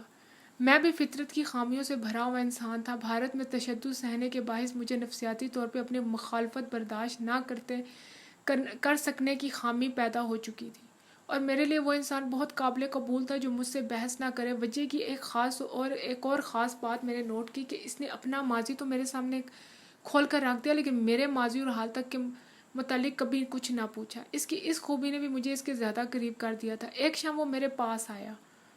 ادھر ادھر کی باتیں کرنے کے بعد اس نے کہا کہ امبالے سے اس کے چند دوست آئے ہیں جو کھٹمنڈو میں چند روز ٹھہریں گے. اگر وہ اس کے پرانے اور گہرے دوست ہیں لیکن متعصب ہندو ہیں.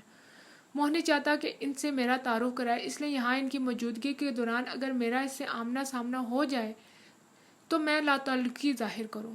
وہ بھی ایسا ہی کرے گا. وجے کی اس صاف گوئی سے اس کی قدر و منزلت میرے دل میں اور بڑھ گئی.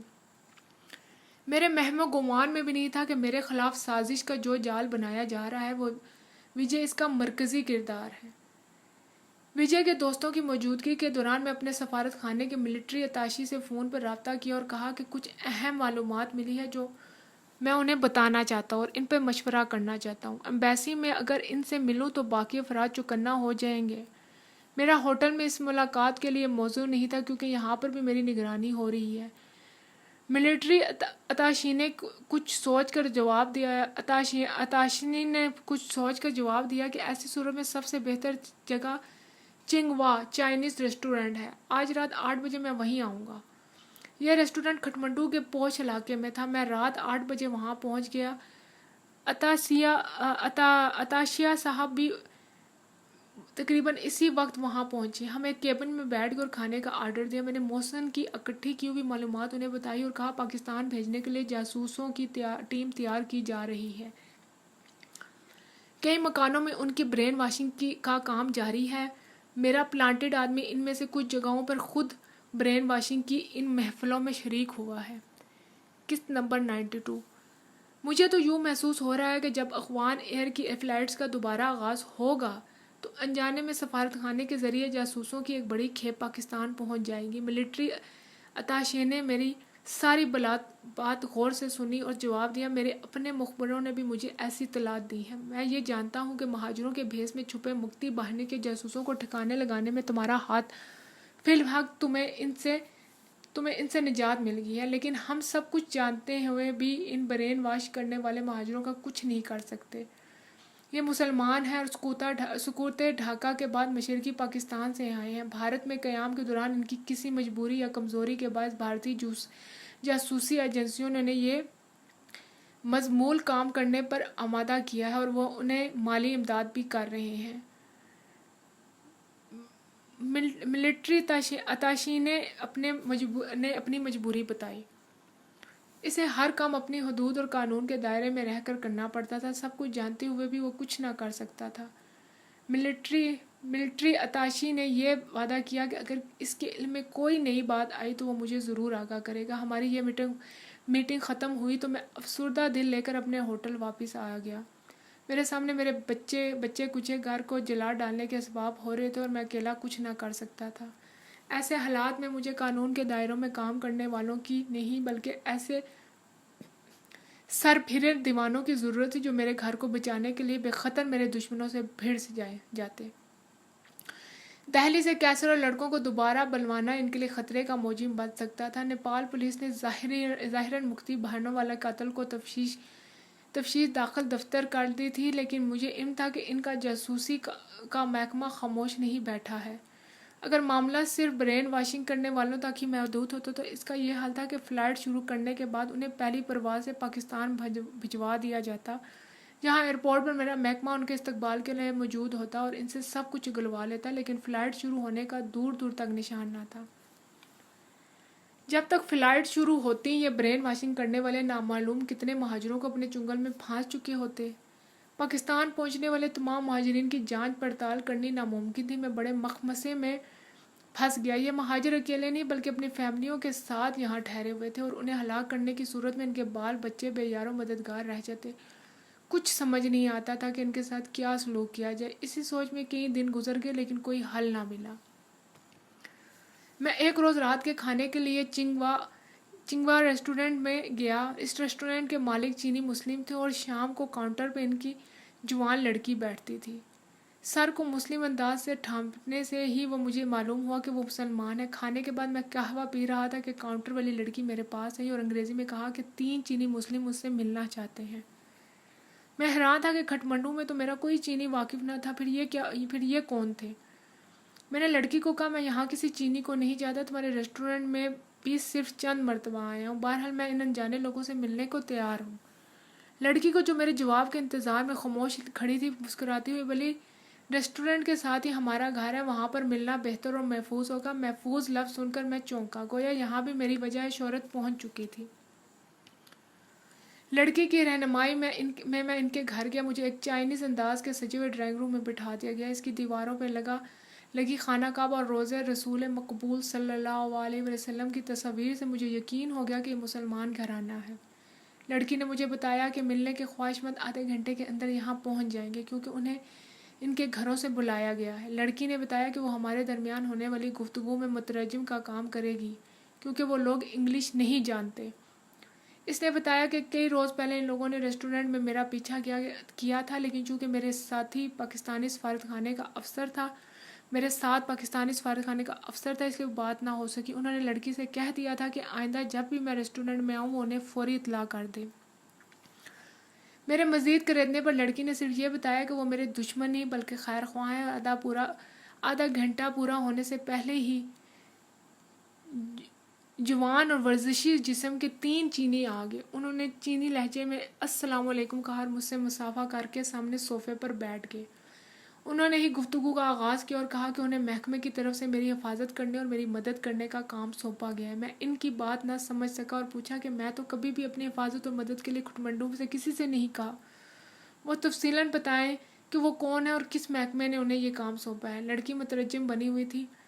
میں نے اسے کہا کہ وہ میرا سوال صاف صاف انہیں سمجھا اور یہ کہے کہ وہ شاید کسی دوسرے کے مغالطے میں مجھ سے بات کر رہے ہیں. لڑکی نے انہیں میرا سوال سمجھایا تو انہوں نے آپس میں خسر پرسر کی اور پھر لڑکی نے جو کچھ کہا اس کا لب لباب یہ تھا کہ وہ مجھے اپنے محکمے کا نام نہیں بتا سکتے. میری حفاظت اور مدد کرنے کے احکام انہیں ان کے محکمے نے دیے ہیں اور وہ اپنی سچائی اور میری کسی غلط فہمی میں مبتلا ہونے کی صورت میں یہ لفافہ مجھے دینے کی ہدایت کی. میں نے لفافہ چاک کیا تو میری آنکھیں پھٹی کی پھٹی رہ گئی. ایک چھوٹے سے کاغذ پہ میرے محکمے کا نام, میرا اصل نام اور میرا بنیادی کوڈ نمبر لکھا ہوا تھا. قسط نمبر 93. بھارت میں قیام کے دوران کھٹمنڈو میں نے یہ کوڈ نمبر کسی کو بھی نہیں دیا تھا. وہ ایک دوسرا کوڈ تھا جو دہلی میں اپنے ہمدردوں, بمبئی میں حاجی مستان اور کھٹمنڈو میں سفیر کو دیا تھا. یہ میرا بنیادی کوڈ تھا جس کا علم صرف مجھے اور میرے محکمے کو تھا. پرچہ میرے ہاتھ میں تھا اور میں بڑی حیرانی سے اسے دیکھ رہا تھا. انہیں دیکھ رہا تھا. چینیوں کے چہرے بالکل سپاٹ تھے اور لڑکی کی نگاہیں بھی میرے چہرے پر جمی ہوئی تھی. کاغذ کے اس ٹکڑے پر لکھے الفاظ سے صاف ظاہر ہوتا تھا کہ میرے محکمے نے اپنے وسائل سے ان کے محکمے سے رابطہ کیا اور میرے تحفظ اور مجھ سے تعاون کرنے کے لیے اسے اعتماد میں لے کر ان کے آدمی حاصل کیے ہیں. چین جیسے عظیم ملک سے پاکستان کے برادرانہ تعلقات روزے روشن کی طرح عیاں تھے. 67 کی پاک بھارت جنگ کے دوران چین نے بھارت کو مشرقی پاکستان پر حملہ کرنے سے روکنے کے لیے جس طرح دباؤ ڈالا تھا اس پر ساری دنیا حیران تھی. زندگی کے دوران چین نے بھارت کو 24 گھنٹے کا الٹیمیٹم دیا تھا کہ اس کی ملکیت جو بھیڑیں بھارت نے بارڈر پر چوری کی تھیں اگر ہو بہو وہی بھیڑیں واپس نہ کی گئی تو وہ بھارت پر حملہ کر دے گا. اسی دھمکی کی وجہ سے بھارت کو مشرقی پاکستان کی طرف آنکھ اٹھا کر دیکھنے کی جرت نہ ہوئی. شاید بعض قارئین کو یہ علم نہیں ہوگا کہ چین اور مشرقی پاکستان کے بارڈر کے درمیان ایک جگہ پر بھارتی زمین کی صرف 18 میل چوڑی پٹی ہے جسے سرحد سے عبور کر کے چینی فوجیں مشرقی پاکستان میں اس کے دفاع کے لیے داخل ہو سکتی ہیں. بھارت چرائی ہوئی بھیڑیں تو واپس نہ کر سکا لیکن ان کے عوض ہزاروں بھارتی بھیڑیں پیش کی. لیکن چین صرف اپنی چوری شدہ بھیڑیں لینے پر ہی مصر رہا. 62 میں چین بھارت چند روزہ جنگ نے بھارت میں چین کی ایسی دہشت طاری کی کہ 65 میں بھیڑوں کی واپسی کے مطالبے میں چھپی ہوئی وارننگ کو وہ بخوبی سمجھ گیا اور مشرقی پاکستان اس جنگ کے دوران بھارتی ہاتھوں سے بالکل محفوظ رہا. مجھے ان تینوں چینی ہمدردوں سے مزید کسی تصدیق کی ضرورت نہ تھی، صرف ایک دشواری تھی کہ میں ان سے ان کی زبان کی ناواقفیت کی وجہ سے باعث ڈائریکٹ بات نہ کر سکتا تھا، اور یہ 20-22 سالہ چینی لڑکی کس حد تک قابل اعتماد تھی اس کا مجھے کچھ علم نہ تھا۔ میں نے کوئی اور چارہ نہ دیکھتے ہوئے لڑکی سے سوال کیا کہ کئی اہم اور خفیہ معاملے ہیں جن کی رازداری اولین شرط ہے۔ بطور مترجم کے لیے میں اس پر بھروسہ کر سکتا ہوں؟ لڑکی کا چہرہ بجھ گیا، شاید اسے بھی میرے اس سوال پر اپنی تحقیر دکھائی دی تھی۔ اس نے چند لمحے میری آنکھوں میں آنکھیں ڈال کر میری بے اعتباری کا شکوہ کیا اور پھر پلیز ویٹ اے مومنٹ کہہ کر دوسرے کمرے میں چلی گئی اور چند منٹوں میں ہی مختلف بھارتی انگریزی اخبار لا کر میرے سامنے رکھ دیے۔ ان تینوں اخباروں میں میری تصویر، انعامی رقوم اور تفصیلات درج تھی۔ اس نے مجھے میرے اصلی نام سے جو اخباروں میں درج تھا مخاطب کرتے ہوئے پوچھا، کیا یہی کافی ہے یا کسی مزید تصدیق کی ضرورت ہے؟ میں ہنس پڑا۔ اس کے سوال پر بھی اور اپنی اس شہرت یا بدنامی پر بھی جو بھارت سے نکل کر نیپال اور نامعلوم کہاں کہاں تک پہنچ چکی تھی۔ میری ہنسی میں سب شریک ہو گئے اور لڑکی کے چہرے سے ناگواری کے تاثرات بھی ختم ہو گئے۔ نیپال میں قیام کے آخری روز تک میری یہ نئی ساتھی میری ہر طرح سے حفاظت کرتی رہی، بلکہ ان کے ذریعے مجھے اپنے مشن کی تکمیل کے لیے کئی اہم معلومات حاصل ہوئی۔ مجھے بعد میں معلوم ہوا کہ یہ تینوں چینی ہانگ کانگ کے رہنے والے تھے اور چین کی حکومت سے ان کا ظاہری کوئی رابطہ نہ تھا۔ لڑکی جو چہرے سے کم عمر دکھائی دیتی تھی دراصل 26 سال کی تھی۔ قسط نمبر 94 غازی۔ اس نے مترجم کے علاوہ اپنے ریسٹورنٹ میں آنے والے گاہکوں کی، خصوصاً بھارتی سفارت خانے کے ارکان کی گفتگو کو خفیہ طور پر ریکارڈ کرنے کا انتظام بھی کر دیا تھا۔ اس کے والدین چین کے صوبے یوہان سے ہجرت کر کے نیپال میں آ بسے تھے۔ والدین کی اکلوتی بیٹی اپنے نڈر پن، صاف گوئی اور ذہنی ہم آہنگی سے غیر محسوس طور پر میرے خاصے قریب آ گئی۔ اس کے والدین نے مجھے کھٹمنڈو میں مستقل کامیاب یا نکاح کے بعد اپنی بیٹی کو پاکستان بھیجنے کی پیشکش بھی کی۔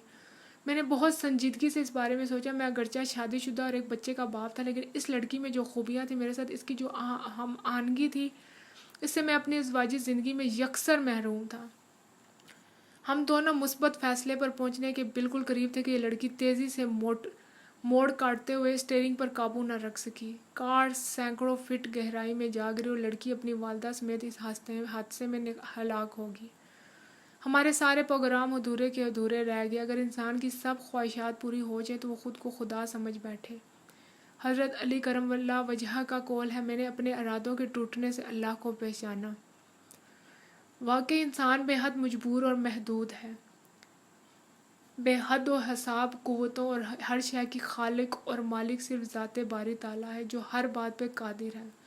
ہم فانی انسان اپنی کامیابیوں کو اپنا کارنامہ سمجھتے ہیں، اور حالانکہ ہماری ہر کامیابی اور ناکامی ذات باری تعالیٰ کی رضا کی محتاج ہے جو کسی کا محتاج نہیں۔ میں نے ان چینی ہمدردوں کو کہا کہ ٹھیک 1 ہفتے بعد آج ہی کے دن اسی وقت وہ مجھے ملیں تاکہ اس دوران میں اپنے مشن کو آخری شکل دے دوں۔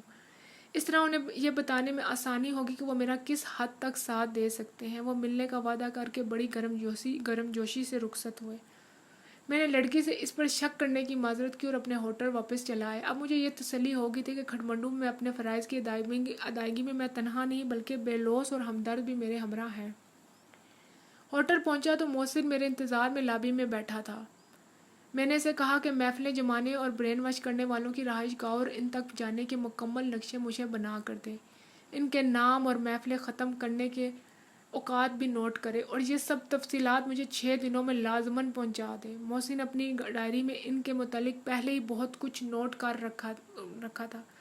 باقی مطلوبہ تفصیلات اس نے 3-4 روز میں اکٹھی کر کے مجھے دے دی۔ 5 افراد ایسے تھے جن کے گھروں میں برین واشنگ ہوتی تھی۔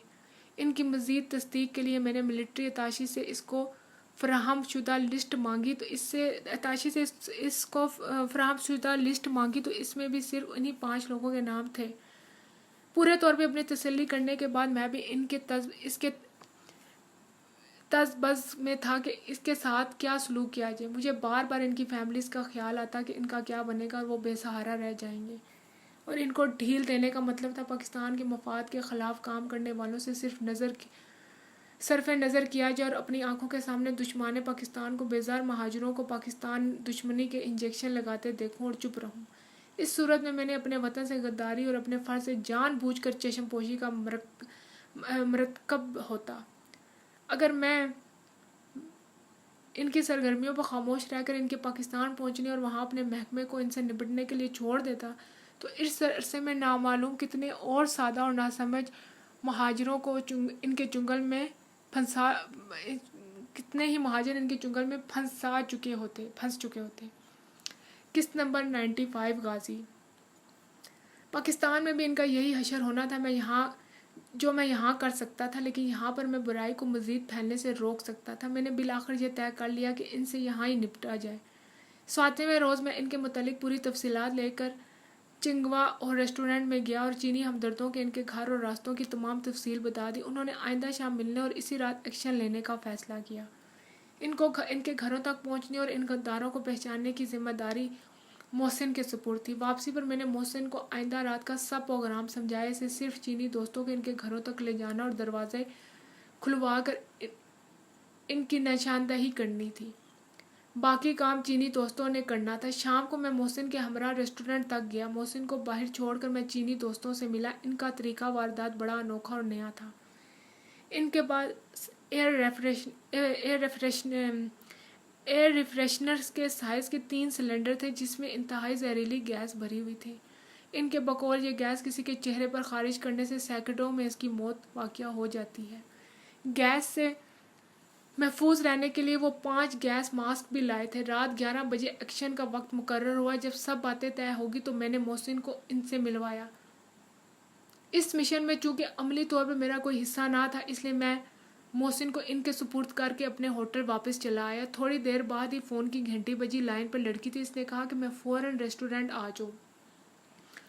ہوٹل میں میری انٹری درج ہو چکی تھی۔ میں ٹہلنے کے بہانے باہر نکلا اور رکشے پہ ریسٹورنٹ پہنچ گیا۔ لڑکی نے بتایا کہ ایک تو محسن کو انگریزی نہیں آتی، دوسری گاڑی چاہیے۔ پروگرام چونکہ اچانک تھے اس لیے گاڑی کا انتظام کرنا ہم سب بھول گئے تھے۔ اب مجھے سردار پرنام سنگھ شیر پنجابی ریسٹورنٹ کے مالک سے گاڑی لینی تھی۔ لڑکی نے میری یہ مشکل اپنی گاڑی دے کر آسان کر دی۔ رات 10:30 بجے ہم پانچوں اپنے ہدف کی طرف روانہ ہو گئے۔ میں نے محسن کو کہنے کے مطابق گاڑی مین سڑک پر روک دی اور محسن ان تینوں کے ساتھ ایک گلی میں داخل ہو گیا۔ تقریباً 20 منٹ کے بعد وہ واپس لوٹے۔ محسن نے مجھے بتایا کہ کام ہو گیا ہے۔ اب ہم دوسرے گھروں کی طرف روانہ ہوئے۔ مجھے یہ واقعہ تحریر کرتے ہوئے بڑی ذہنی کوفت اٹھانی پڑ رہی ہے۔ مجھے ان بدبختوں کی بیوی بچوں کا پردیس میں بے یار و مددگار رہ جانے کے خیال نے پریشان کر رکھا تھا۔ یہ انتہائی اقدام میں نے بہت مجبوری کی حالت میں اٹھانے کا فیصلہ کیا تھا۔ دوسری کوئی بھی صورت نظر نہ آتی تھی۔ ان موذیوں سے پیچھا چھڑانا بھی لازمی امر تھا۔ 3 گھنٹے میں ان پانچوں کو ٹھکانے لگا کر ہم واپس لوٹے۔ چینی راستے میں ہی اتر گئے۔ ان کے جانے سے پہلے بہت ہی مشکل سے میں نے انہیں صرف یہ سمجھا سکا کہ 10 روز بعد شام کو مجھے ریسٹورنٹ میں ملیں۔ بہت بوجھل دل کے ساتھ میں ریسٹورنٹ تک پہنچا۔ محسن کو بھی میں نے راستے میں ہی اس کے گیسٹ ہاؤس کے قریب اتار دیا۔ لڑکی اور اس کے والدین ابھی تک ہماری راہ دیکھتے ہوئے جاگ رہے تھے۔ اس وقت رات کے 2:30 بج رہے تھے۔ میرے سر میں سخت درد ہونے لگا۔ اس وقت ہوٹل جانا بھی مناسب نہ تھا۔ لڑکی نے میری حالت دیکھتے ہوئے چائے بنائی اور اپنے والدین کی اما پر مجھے بقیہ رات وہیں گزارنے کا کہا۔ میں بھی بے حال ہو رہا تھا۔ ان کا گھر خاصا بڑا تھا۔ ایک کمرے میں میرے سونے کا انتظام کیا گیا۔ لڑکی نے چائے کے ساتھ مجھے اسپروب دی اور میں نے پریشان دل و دماغ کے ساتھ چند گھنٹے سوتے جاگتے گزار دیے۔ بادی النظر میں میرا یہ قتل و غارت کا سلسلہ دہشت و بربریت کی داستان دکھائی دیتا تھا، لیکن اگر قارئین اس وقت کھٹمنڈو کے حالات، مہاجرین کی بے بسی اور ان کی بے بسی کا فائدہ اٹھانے والے بھارتی ایجنٹوں کی پاکستان دشمن کارروائیوں اور مہاجرین کے ورگلانے کے واقعات کو پیش نظر رکھیں تو میرے اس انتہائی قدم کو میری مجبوری سمجھ کر جائز قرار دیں گے۔ سام کو اس لیے زندہ چھوڑ دینا کہ اس کے بچے ہیں، خود اپنی موت کو دعوت دینے کے مترادف ہے۔ جنگ کے دوران زد میں سامنے دشمن کے بیوی بچوں کا خیال اگر 1 سیکنڈ کے لیے بھی لبی پر انگلی کی گرفت کو کمزور کر دے تو دشمن کے ہاتھ اپنی ہلاکت لازمی ہے۔ دشمن کو اس سے پہلے ہلاک کر دو کہ وہ تمہیں ہلاک کر دے۔ محض محاورہ نہیں بلکہ وہ ٹھوس حقیقت ہے جس پر دنیا میں سب سے پہلے لڑی جانے والی جنگ سے لے کر آج تک عمل ہو رہا ہے۔ بھارت اور کھٹمنڈو میں میرے اور میرے ساتھیوں کے ہاتھ جتنے لوگ بھی مارے گئے، ان سے ہماری نہ تو ذاتی دشمنی تھی اور نہ ہی کوئی مذہبی جھگڑا۔ یقیناً سب ہی بال بچوں والے تھے۔ گورپور کے ہوائی اڈے پر بھی کام کرنے والوں میں کئی مسلمان ہوں گے جو آگ میں جل کر راکھ ہو گئے۔ ہم نے جو کچھ بھی کیا تو وہ اپنے وطن کی آبرو اور سالمیت کی بقا کی خاطر کیا، جس پر ہمیں کوئی پشیمانی اور ندامت نہیں۔ اسی تناظر میں کھٹمنڈو میں کیے گئے مشنوں پر بھی مجھے کوئی شرمندگی نہیں، کیونکہ یہ بھی وطن عزیز کے وسیع تر مفاد میں انجام دیے گئے یہ اس زنجیر کی کڑیاں تھیں جسے توڑنے کے لیے میں اور میرے ساتھی پاکستان میں اپنے اہل و عیال کو سپرد خدا کر کے 3 سال سے زیادہ عرصے دن رات بھارت اور کھٹمنڈو میں موت سے کھیل رہے تھے۔ اگلے روز دن چڑھے میں اپنے ہوٹل گیا۔ شام کو محسن آ گئے اور گزشتہ رات کی کارروائی تفصیلاً بتائی۔ مرنے والوں کے گھروں میں رات کو ہی واویلا شروع ہو گیا تھا اور ان گھروں کے باقی افراد کو کچھ علم نہ تھا کہ دروازے کس نے کھٹکائے اور وہ کیوں کر موت سے ہمکنار ہوئے۔ اس بار پولیس میں کوئی رپورٹ درج نہ کی گئی، چونکہ لاحقین کے پاس نہ تو کوئی چشمدید گواہ تھا اور نہ ہی مرنے والوں کے جسم پر کوئی ایسا نشان جس سے انہیں ہلاک کیے جانے کا ثبوت ملتا۔ ہر کوئی قیاس کے گھوڑے دوڑا رہا تھا، لیکن تہ تک کوئی بھی نہ پہنچ سکا۔ مجھے بھارتی جاسوس ایجنسیوں کی پست ذہنیت سے بھی پوری توقع تھی۔ قسط نمبر 96 غازی۔ اپنے ضمیر و غیرت کو بیچنے والے ان وطن فروشوں کے مرنے کے بعد ان ایجنسیوں نے مالی امداد تو دور کی بات ان کے پسماندگان سے اظہار تعزیت بھی نہ کیا ہوگا۔ اس واقعے کو 10-12 روز گزر گئے تو میں نے مہاجروں کے نمائندوں کے ذریعے ان کے 5 اہل خانہ کو 10-10 ہزار روپے بھجوائے اور پاکستانی سفر کے ذریعے 5 کے اہل خانوں کو فلائٹ شروع ہونے کے بعد ابتدائی پروازوں میں پاکستان بھجوانے کا انتظام کروایا۔ کھٹمنڈو میں اب کم از کم میرے علم کے مطابق مہاجروں کے روپ میں نہ تو کوئی مکتی بھانی والا باقی تھا اور نہ ہی کوئی وطن فروش۔ ان کی محفلوں میں شریک ہونے والے مہاجر بھی تتر بتر ہو چکے تھے۔ محسن کا ان سے کئی بار آمنا سامنا بھی ہوا تو وہ کنی کترا کر نکل گئے۔ وطن فروشوں کا انجام دیکھ کر سبھی شرکائے محفل کو جان کے لالے پڑ گئے اور یہ ہمیں تھے جو جان ہتھیلی پر لیے پھرتے تھے۔ ان کی طرف سے فراغت ملی تو میں نے دن کو وجے کمار اور شام کو چنگ ریسٹورنٹ میں جانا شروع کر دیا۔ وجے کمار کی کثر نفسی ویسی ہی تھی۔ اس کے ہمراہ میں جتنا وقت بھی گزارتا مجھے ایک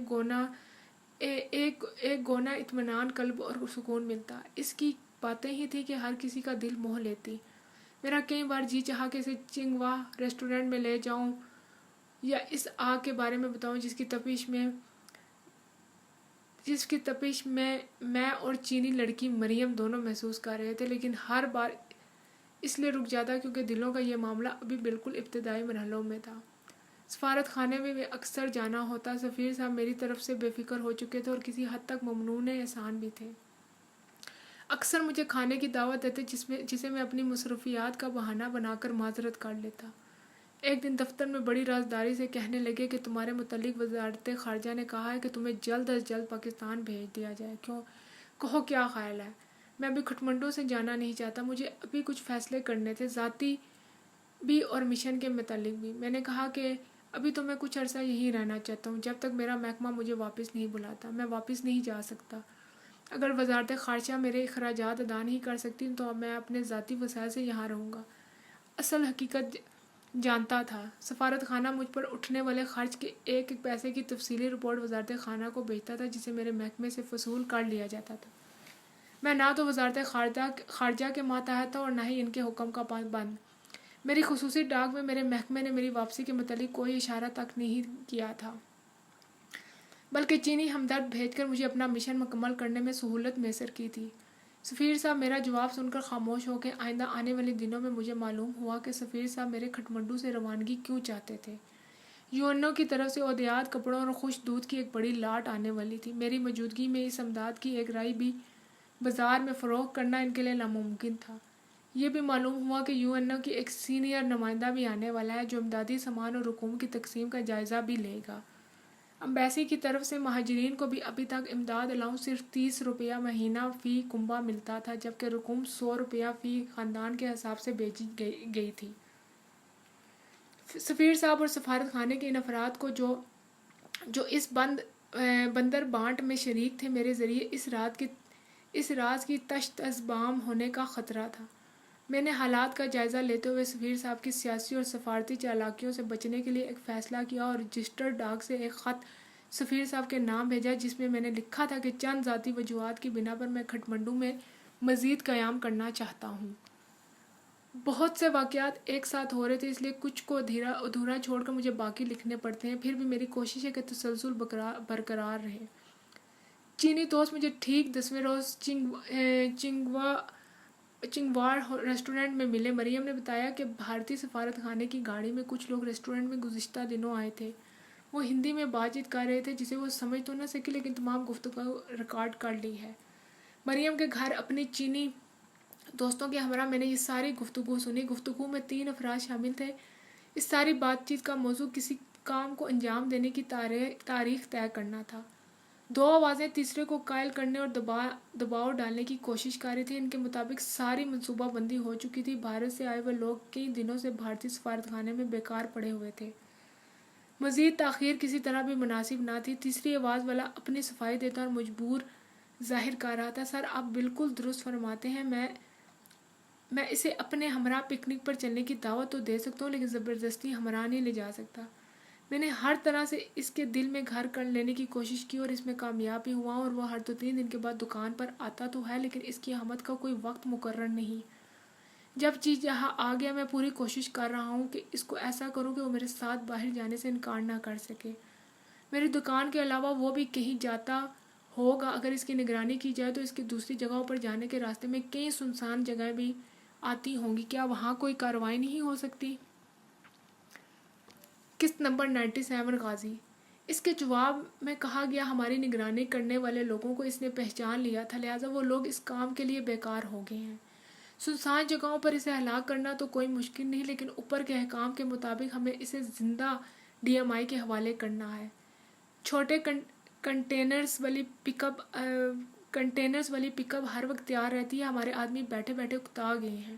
ہماری ایمبیسی کے سامنے سے وہ کئی بار گزرتا ہے، لیکن اس کے گزرنے کے اوقات معلوم نہ ہونے کے باعث اب تک وہاں بھی کوشش نہیں کی گئی، کیونکہ ہم یہ نہیں چاہتے کہ ہماری ناکامی کی صورت میں وہ چکنا ہو جائے۔ اسی گفتگو کے دوران بالآخر یہ فیصلہ کیا گیا کہ تیسری آواز والا ایک رکشہ 2-3 روز کے لیے کرائے پر لے، جسے رکشہ چلانے والے کے بجائے ان کا آدمی رکشہ ڈرائیور کے روپ میں میرے ہوٹل کے سامنے میرا منتظر رہے، جبکہ دوسرا آدمی واکی ٹاکی کے ذریعے میرے اس رکشے پر بیٹھتے ہی بھارتی ایمبیسی کو اطلاع دیتے۔ جیسے کہ پہلے بھی کسی قسط میں عرض کر چکا ہوں کہ بھارتی سفارت خانہ پاکستانی ایمبیسی کو جاتے ہوئے راستے میں عین اس جگہ پر واقع ہے جہاں سڑک 45 کا زاویہ بناتے ہیں، بائیں جانب گھومتی ہے۔ واکی ٹاکی کے پیغام ملتے ہی بھارتی سفارت خانے کے دروازے کھول دیے جائیں اور رکشہ ڈرائیور تیزی سے سیدھا سفارت خانے کے اندر جائے۔ سفارت خانے کے اندر پہنچتے ہی میں بھارتی سرزمین میں ہوتا اور وہاں مجھے بڑی آسانی سے قابو کر کے بے ہوش کیا جاتا اور کنٹینرز والی پک اپ میں بھارت بھیج دیا جاتا۔ یہ پروگرام طے ہو گیا کہ اگلے روز تیسری آواز والے نے رکشے کا انتظام کرنا تھا اور اس کا آئندہ دن سے اس پلان پر عمل درآمد شروع ہو جانا تھا۔ مریم اور چینی دوست بے صبری سے اس گفتگو کا ترجمہ سننے کو بےتاب تھے۔ میں نے شروع سے آخر تک مریم کے لیے ساری گفتگو کا انگریزی میں ترجمہ کیا، جسے مریم نے چینی دوستوں کو سمجھایا۔ اس ساری گفتگو میں میرا نام کہیں نہیں لیا گیا تھا، صرف مسلح ہوٹ اور DMI کے لفظوں نے سب کچھ واضح کر دیا تھا کہ پلان میرے خلاف تھا۔ چینی دوستوں نے کہا کہ آج بلکہ ابھی سے وہ بطور گارڈز یا میرے ہمراہ یا میرے تعاقب میں رہیں گے۔ مریم یہ سب پلان سن کر پریشان ہوگی اور والدین سے اجازت لے کر مجھے اپنی گاڑی مستقل استعمال میں رکھنے کی آفر کی۔ میں نے انکار کیا تو اس نے بڑے پرزور دعوے سے پوچھا کہ آخر کیوں نہیں؟ کیا تم مجھے غیر سمجھتے ہو؟ میں نے اسے سمجھایا کہ مستقل طور پر گاڑی اپنے استعمال میں رکھنے سے میں اور زیادہ غیر محفوظ ہو جاؤں گا۔ گاڑی میں بم بھی پلانٹ کیا جا سکتا ہے، اس پہ گرنیڈ بھی پھینکا جا سکتا ہے اور گولی بھی چلائی جا سکتی ہے۔ بڑی مشکل سے میں نے اسے سمجھایا اور وہ تو مانتی ہی نہ تھی۔ چینی دوستوں نے بھی 10 بجے سے رات جب تک میں اپنے ہوٹل پہنچ جاؤں گا گارڈز کے طور پر میری حفاظت کی ذمہ داری اٹھائی۔ باری باری ایک گارڈ نے چھٹی کرنی تھی اور 2 نے میری حفاظت کرنی تھی۔ ہمارا کاؤنٹر پلان بالکل تیار تھا۔ ایک بات میرے دماغ میں اٹکی ہوئی تھی کہ یہ تیسری آواز والا کون ہے جو باقی دونوں کو سر کہہ کے مخاطب کرتا تھا اور جس کی دکان پر بھی میں اکثر جاتا تھا۔ قارئین تو اب تک سمجھ چکے ہوں گے کہ وہ کون تھا، کیونکہ گزشتہ صفحات میں اس کے حوالے سے میں نے خاصے صاف اشارے دیے ہیں، لیکن مریم کے گھر میں ریکارڈ شدہ گفتگو سن کر اس تیسرے کو فوری پہچاننا دشوار تھا۔ قسط نمبر 98 ناول غازی۔ میں کئی دنوں میں کئی دکانوں پر اکثر جاتا تھا. ریکارڈ میں آواز بھی جانی پہچانی لگتی تھی. میں نے ٹیپ دوبارہ چلائی اور جب تیسری آواز کے یہ الفاظ کہ میں نے ہر طرح سے اس کے دل میں گھر کر لینے کی کوشش کی اور اس میں کامیاب بھی ہوا ہوں دوبارہ سنے تو یک بارگی میری آنکھوں کے سامنے وہ شخص آ گیا جس کی دکان پر اکثر جاتا تھا اور جس کی موہ لینے والی باتوں اور انکساری نے مجھے اس کا دوست بنا لیا. اور یہ وہ وجے کمار بھی بھارت کی کسی جاسوسی ایجنسی کا کارکن تھا. ہر کوئی اپنے اپنے رنگ میں میرے ساتھ دشمنی میں رنگا ہوا تھا. بھارت اور کھٹمنڈو میں اپنے سارے قیام کے دوران میں نے کسی کو سمجھنے میں پہلی بار غلطی کی تھی. میں نے دل میں کہا وجے کمار دوستی کے روپ میں مجھے دھوکہ دے کر تو نے جو جال مجھے پھنسانے کے لیے بنایا اسی جال میں تمہیں اور تمہارے ساتھیوں کو ایسا جکڑوں گا کہ سانس بھی رک جائے گی. ککڑی تو پہلے ہی میری بیلٹ میں لٹکی رہتی تھی. اب میں نے اپنا پسٹل بھی لباس کے اندر سے نکال کر جیکٹ کی جیب میں رکھنا شروع کر دیا. میرے چینی محافظ صبح کے ٹھیک 10 بجے لابی میں آ کر بیٹھ گئے. میں نے ہوٹل انتظامیہ کو کہا کہ یہ میرے مہمان ہیں. چند روز میں نے محسوس کیا کہ لابی میں مسلسل بیٹھے رہنے سے ان کے چہروں پر اکتاہٹ طاری ہونے لگی تھی. میں نے ان کے لیے اپنے کمرے کے ساتھ والا کمرہ لیا جہاں وہ آرام کر سکتے تھے, اپنی ٹیپ پر پسندیدہ گانے سن سکتے تھے. کھٹمنڈو میں میرے قیام کے آخری دن تک وہ اسی ہوٹل میں رہ کر میری حفاظت کرتے رہے. شام کو مریم نے مجھے فون پر بتایا کہ وہ مجھے لینے کے لیے گاڑی لے کر آ رہی ہے. میرے اقرار یا انکار کرنے سے پہلے اس نے فون بند کر دیا. اس طرح کے رویے کو شاید وہ اپنا حق سمجھتی تھی. اگلے روز میں 11 بجے ہوٹل سے باہر آیا تو کئی رکشے کھڑے تھے. سمجھ میں نہیں آتا تھا کہ بھارتی ایجنٹ والا رکشہ کون سا ہے. میں نے ایک رکشہ لیا اور اسے شہر کی جانب چلنے کا کہا. شہر کی مین روڈ پر میں نے اسے چھوڑ دیا اور کچھ دیر دوسرا رکشہ لے کر اپنے سفارت خانے چلا گیا. سفیر صاحب نے روپوں کی تقسیم کے دوران کھینچی کی تصویریں دکھائی. وہ بہت خوش تھے. انہوں نے ان تصویروں میں روپے دیتے ہوئے صرف اپنی مسکراہٹ ہی دیکھی تھی. مہاجروں کے چہروں پہ پھیلی ہوئی بیزاری نہیں دکھی جو ہر تصویر پر عیاں تھی. ہوٹل سے نکلتے وقت میں نے وہاں کھڑے سارے رکشے ڈرائیوروں کے چہرے ذہن نشیں کر لیے تھے. دوسرے روز بھی 4-5 رکشے کھڑے تھے. ان میں 2 کل والے اور باقی نئے تھے. میں نے کل والے دونوں رکشوں میں سے ایک رکشہ لیا اور شیر پنجاب ریسٹورنٹ چلا آیا.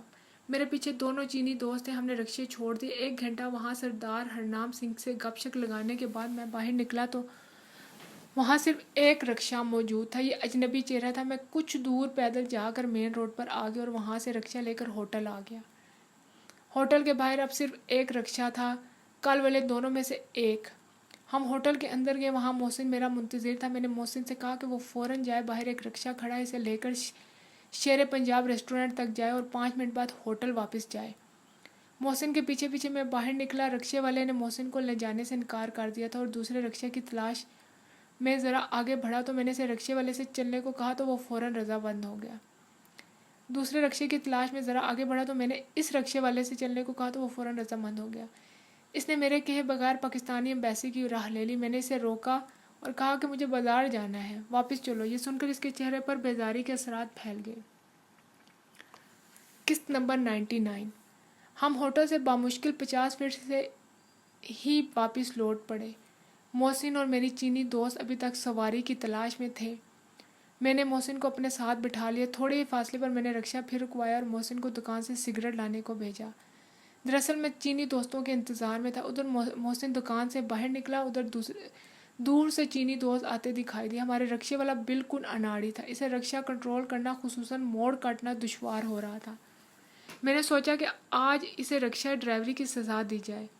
ہم 4 گھنٹے سے زیادہ بلا وجہ ادھر ادھر گھومتے رہے. رکشہ چلاتے چلاتے وہ بحال ہو رہا تھا. واپسی پر ہم وجے کمار کی دکان پر اتر گئے. رکشے والے کو میں نے جو کچھ دیا اس نے بغیر کسی بحث کے لے لیا, حالانکہ میں نے اسے تمام سفر کے جائز پیسوں سے بھی آدھی رقم دی تھی. میرے چینی دوست بھی ہم سے کچھ دور رکشہ چھوڑ کر ایک بیکری میں چلے گئے. وجے کمار نے مجھے مخصوص رکشے سے اترتے دیکھ لیا تھا. اس نے بڑی آؤ بکا سے میرا خیر مقدم کیا. میں بھی بڑی بے تکلفی سے اس سے ملا. دکان کے سفری گوشے میں چند کرسیاں پڑی تھیں. ہمیشہ کی طرح ہم انہی پر جا کر بیٹھ گئے اور باتیں شروع کر دی. وجے کمار اپنی عادت کے مطابق میری ہاں میں ہاں ملاتا رہا. اس کے وہم و گمان میں بھی نہ تھا کہ میں اس کا راز جان چکا ہوں. بظاہر دوست لیکن دل میں ایک دوسرے کی جان لینے کے در پہ ہم دونوں اپنے اپنے مہرے بڑی احتیاط سے چل رہے تھے. وہ وجے کمار سوچ رہا ہوگا کہ وہ جلدی مجھے زیر کر لے گا, لیکن وہ اس حقیقت سے لا علم تھا کہ میں मैंने इसे शामात ही नहीं बल्कि पूरी बसात उलट देने का मंसूबा बना रखा है।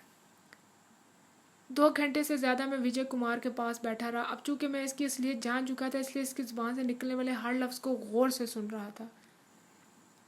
जितनी रवानी और बेसाख्ती से वो मुझसे अपनी चाहत और हकीकत का इजहार कर रहा था, कोई बड़े से बड़ा एक्टर भी इसकी गर्द को ना पहुंच सकता, इसकी गर्द को ना पहुंच सकता। वाकई हिंदू की सरशत में यही लूमड़ी जैसी मकारी भरी हुई है। चाणक्य इनका गिरवा था, जिसका कौल गीता के अश्लोकों में ये झूम झूम कर पढ़ते हैं, चाणक्य का एक कौल या नसीहत ये भी है कि अगर तुम्हारा दुश्मन तुमसे कमज़ोर है तो झपट कर इसे ज़ेर कर लो, और अगर वो तुमसे तगड़ा है तो इसके सामने भीगी बिल्ली बन जाओ, और जो ही वो तुम्हारी तरफ से ज़रा गाफिल हो तो इसके पीछे से इस पर वार कर दो। बगल में छुरी, मुंह में राम राम, इसका दिया हुआ दर्द है जिस पर हिंदू आज तक इसे अपना मजहबी फ़र्ज जान कर अमल कर रहे हैं। भारत और नेपाल में क़याम के दौरान विजय कुमार पहला गैर मुस्लिम था जिस पर मैंने एतबार किया, और इस एतबार की वजह की इस एतबार की इतनी ऊंचे दर्जे की एक्टिंग थी और इस एतबार की वजह इसकी इतनी ऊंचे दर्जे की एक्टिंग थी जिससे मैं भी धोखा खा गया। इसकी आत्मा नर्क में हो या स्वर्ग में, इसकी कामयाब एक्टिंग पर मैं इसे दाद देता हूँ। विजय कुमार की दुकान से उठकर मैं अपने होटल में आया तो वही रिक्शे वाला अपनी ख़ास सवारी के इंतज़ार में खड़ा था। ये ना तो नेपाली था और ना ही इसका लबो लहजा नेपाली था। इसने मुझे प्रणाम किया और पूछा कि कहीं जाना है। मैंने कहा आज तो नहीं, अलबत्ता कल 11 बजे पाकिस्तानी सफारत खाने जाऊँगा। मैंने इसे अपना प्रोग्राम महज इसलिए बता दिया था क्योंकि मैं इस चूहे बिल्ली के खेल से उकता चुका था और अब मेरा पहला शिकार ये रिक्शे वाला था। रात को मैं अपने चीनी साथियों के साथ चिंगवा वार रेस्टोरेंट गया और मरियम के ज़रिए चीनी दोस्तों से जहरीली गैस का सिलेंडर मांगा। वो सिलेंडर लेने चले गए तो मरियम ने मुझसे पूछा कि अगर फिर मार धाड़ का काम करना है तो मैं ये काम चीनियों के ज़रिए क्यों नहीं करवाता। वो दरअसल पुरसुकून ज़िंदगी के ख्वाब देख रही थी और चाहती थी कि इस खून खराबे के दलदल से मैं बाहर निकल आऊँ। मैंने इसे कहा कि अब ज़्यादा वक्त बाकी नहीं, सिर्फ सामने आए हुए चंद दुश्मनों को ख़त्म करना और इसके बाद मैं खुद पुरअमन ज़िंदगी गुजारने का ख्वाहिशमंद हूँ। खटमंडू में मुझे ज़िंदा रहने के लिए उन्हें हलाक करना ज़रूरी है। जो ही मुझे महकमे ने वापस बुलाया, मैं इसके हमरा सुकून और अमन की वादियों में चला जाऊँगा। चीनी साथी मेरे लिए 2 सिलेंडर लेकर वापस लौटे। हर सिलेंडर 10 अफराद के लिए काफ़ी था और गैस के मौसर होने की ज़्यादा से ज़्यादा रेंज 3 फीट थी। मैंने एक सिलेंडर मरियम के पास छोड़ा और वापस होटल लौट आया।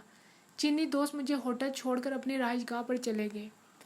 अगले दिन ठीक 11 बजे मैं होटल से बाहर आया। वहाँ कई रिक्शे खड़े थे। मुझे निकलते देखते ही वो मखसूस रिक्शे वाला आगे बढ़ा। मैंने इसके रिक्शे के पास खड़े होकर सिगरेट निकाले और जलाने में इतना वक्त लगाया कि मेरे चीनी दोस्तों ने दूसरा रिक्शा ले ली ताकि दूसरा रिक्शा ले लें। मेरी जैकेट की एक जेब में पिस्टल और दूसरी में सिलेंडर था। प्रोग्राम ये था कि मेरा रिक्शा रुकने के 20 सेकंड बाद वो मुझे पास करते हुए मुझसे पिस्टल और सिलेंडर लेकर आगे बढ़ जाएंगे और पाकिस्तानी सफारत खाने के पास मेरा इंतज़ार करेंगे। सीधी सड़क पर दूर भारतीय सफारत खाने के लोहे की सलाखों वाले दरवाजे खुले दिखाई दे रहे थे। रिक्शा ड्राइवर अपनी कामयाबी को इतना करीब देखकर अपनी पूरी ताकत से रिक्शा चला रहा था। मैंने सिलेंडर जेब से निकाल कर हाथ में ले लिया और रिक्शे वाले को कमर पर टहुका दिया। जो ही इसने गर्दन फेरी, मैंने इसके चेहरे पर गैस छोड़ दी। गैस इसके नथनों में घुसी तो वो लड़खड़ाया और रिक्शा डोलने लगा। इससे पहले कि रिक्शा उलट जाता, मैं छलांग मारकर सड़क पर आ गया। एन इसी वक्त चीनी साथियों का रिक्शा पहुंच गया। मेरा रिक्शा उलट चुका था, जिसके साथ ही रिक्शा ड्राइवर का बेजान जिस्म पड़ा था। चीनी साथियों का रिक्शा ड्राइवर का ये मंजर देख कर रुका और इस दौरान मैंने सिलेंडर और पिस्टल उन्हें दे दिया। उन्होंने चीनी ज़बान में अपना रिक्शा ड्राइवर को आगे बढ़ने को कहा। इसी दौरान वहाँ सड़क के दोनों जानिब आने जाने वाले रिक्शा रुकने लगे। 2-3 कारें भी वहाँ आकर ठहर गईं। किस्त नंबर 100, किस्त नंबर 100। सब यही समझे कि बेचारा ड्राइवर रिक्शे को कंट्रोल ना कर सका। रिक्शा उलट गया और ड्राइवर इसके नीचे कर दब कर बेहोश हो गया है। دوسرے رکشہ ڈرائیوروں نے اس کے رکشے کو سیدھا کیا اور ڈرائیور کی ہتھیلیوں اور تلوے مساج کرنے لگے۔ کسی کے وہم و گمان میں بھی نہ تھا کہ یہ شخص مر چکا ہے۔ میں نے اپنی ایمبیسی کی جانب جانے والی ایک گاڑی والے سے لفٹ لی اور بھارتی سفارت خانے کے سامنے سے گزرتے ہوئے پاکستانی سفارت خانے کے قریب اتر گیا۔ گاڑی کا مالک کوئی نیپالی تھا اور اپنی ٹوٹی پھوٹی انگریزی میں افسوس کر رہا تھا کہ غربت کے مارے ہوئے یہ ڈرائیور اپنی ہمت اور طاقت سے زیادہ کام کرنے کے باعث چڑھائی پر اکثر اسی طرح بے ہوش ہو جاتے ہیں۔ بھارتی سفارت خانے کے کھلے دروازوں کے اندر 10-15 افراد کھڑے تھے اور سب کی نگاہیں اس رکشے اور زمین پر پڑی ڈرائیور کی لاش پر تھی، جسے ہوش میں لانے کے لیے کئی ڈرائیور اس کے جسم کا مساج کر رہے تھے۔ پاکستانی سفارت خانہ بند ہونے تک میں وہیں رہا اور واپسی پر بجائے اپنے ہوٹل آنے کے میں نے چنگواڑ ریسٹورنٹ کا رخ کیا۔ ہم سب کا بھوک سے برا حال ہو رہا تھا۔ مریم نے خاص طور پر میرے لیے پکوڑے اور چینی ساتھیوں کے لیے نوڈلز بنوائے۔ ہم نے سیر ہو کر کھایا۔ چینی دوستوں نے میرا پسٹل اور سلنڈر مجھے واپس کر دیا۔ میں نے انہیں اگلے دن 10 بجے آنے کا کہا، لیکن انہوں نے مجھے میرے ہوٹل چھوڑنے تک وہیں رہنے پر اصرار کیا۔ رات کو 9 بجے میں اپنے ہوٹل واپس لوٹا۔ میں نے مریم سے اپنا پسٹل لے لیا اور دونوں گیس سلنڈر اس کے پاس رہنے دیے۔ اگلے دن میں 11 بجے وجے کمار کی دکان پر گیا تو معلوم ہوا کہ وہ ابھی تک نہیں آیا۔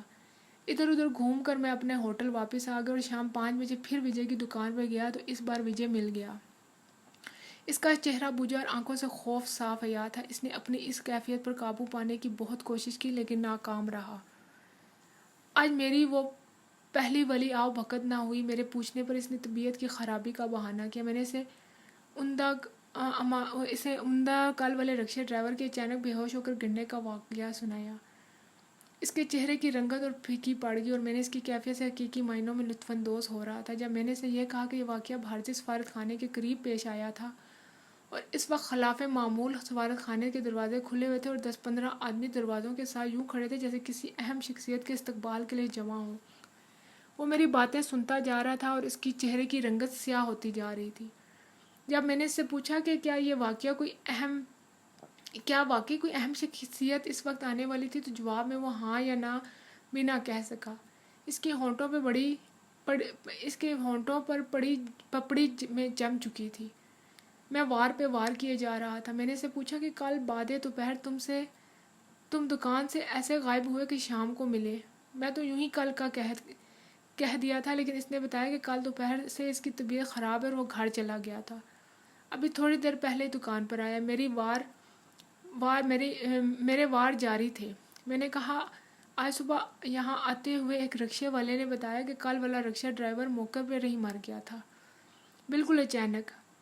میں نے وجے کو ہمراز بناتے ہوئے آہستہ سے کہا کل اس رکشے پر میں سوار تھا جب یہ حادثہ پیش آیا۔ اس کے ساتھ میں نے وجے کو کہا بہت جلد اس کے گھر بغیر اطلاع دیے آؤں گا تاکہ سرپرائز رہے اور اس کے ہاتھ کی بنی ہوئی ماش کی دال کھاؤں گا جس کی وہ ہمیشہ تعریف کرتا ہے۔ وجے کی جو کیفیت ہو رہی تھی وہ دیکھنے کے لائق تھی۔ یوں معلوم ہوتا تھا جیسے اس کے جسم کا سارا خون نچڑ گیا ہو۔ میں اس کی کیفیت سے بھرپور لطف اٹھا رہا تھا۔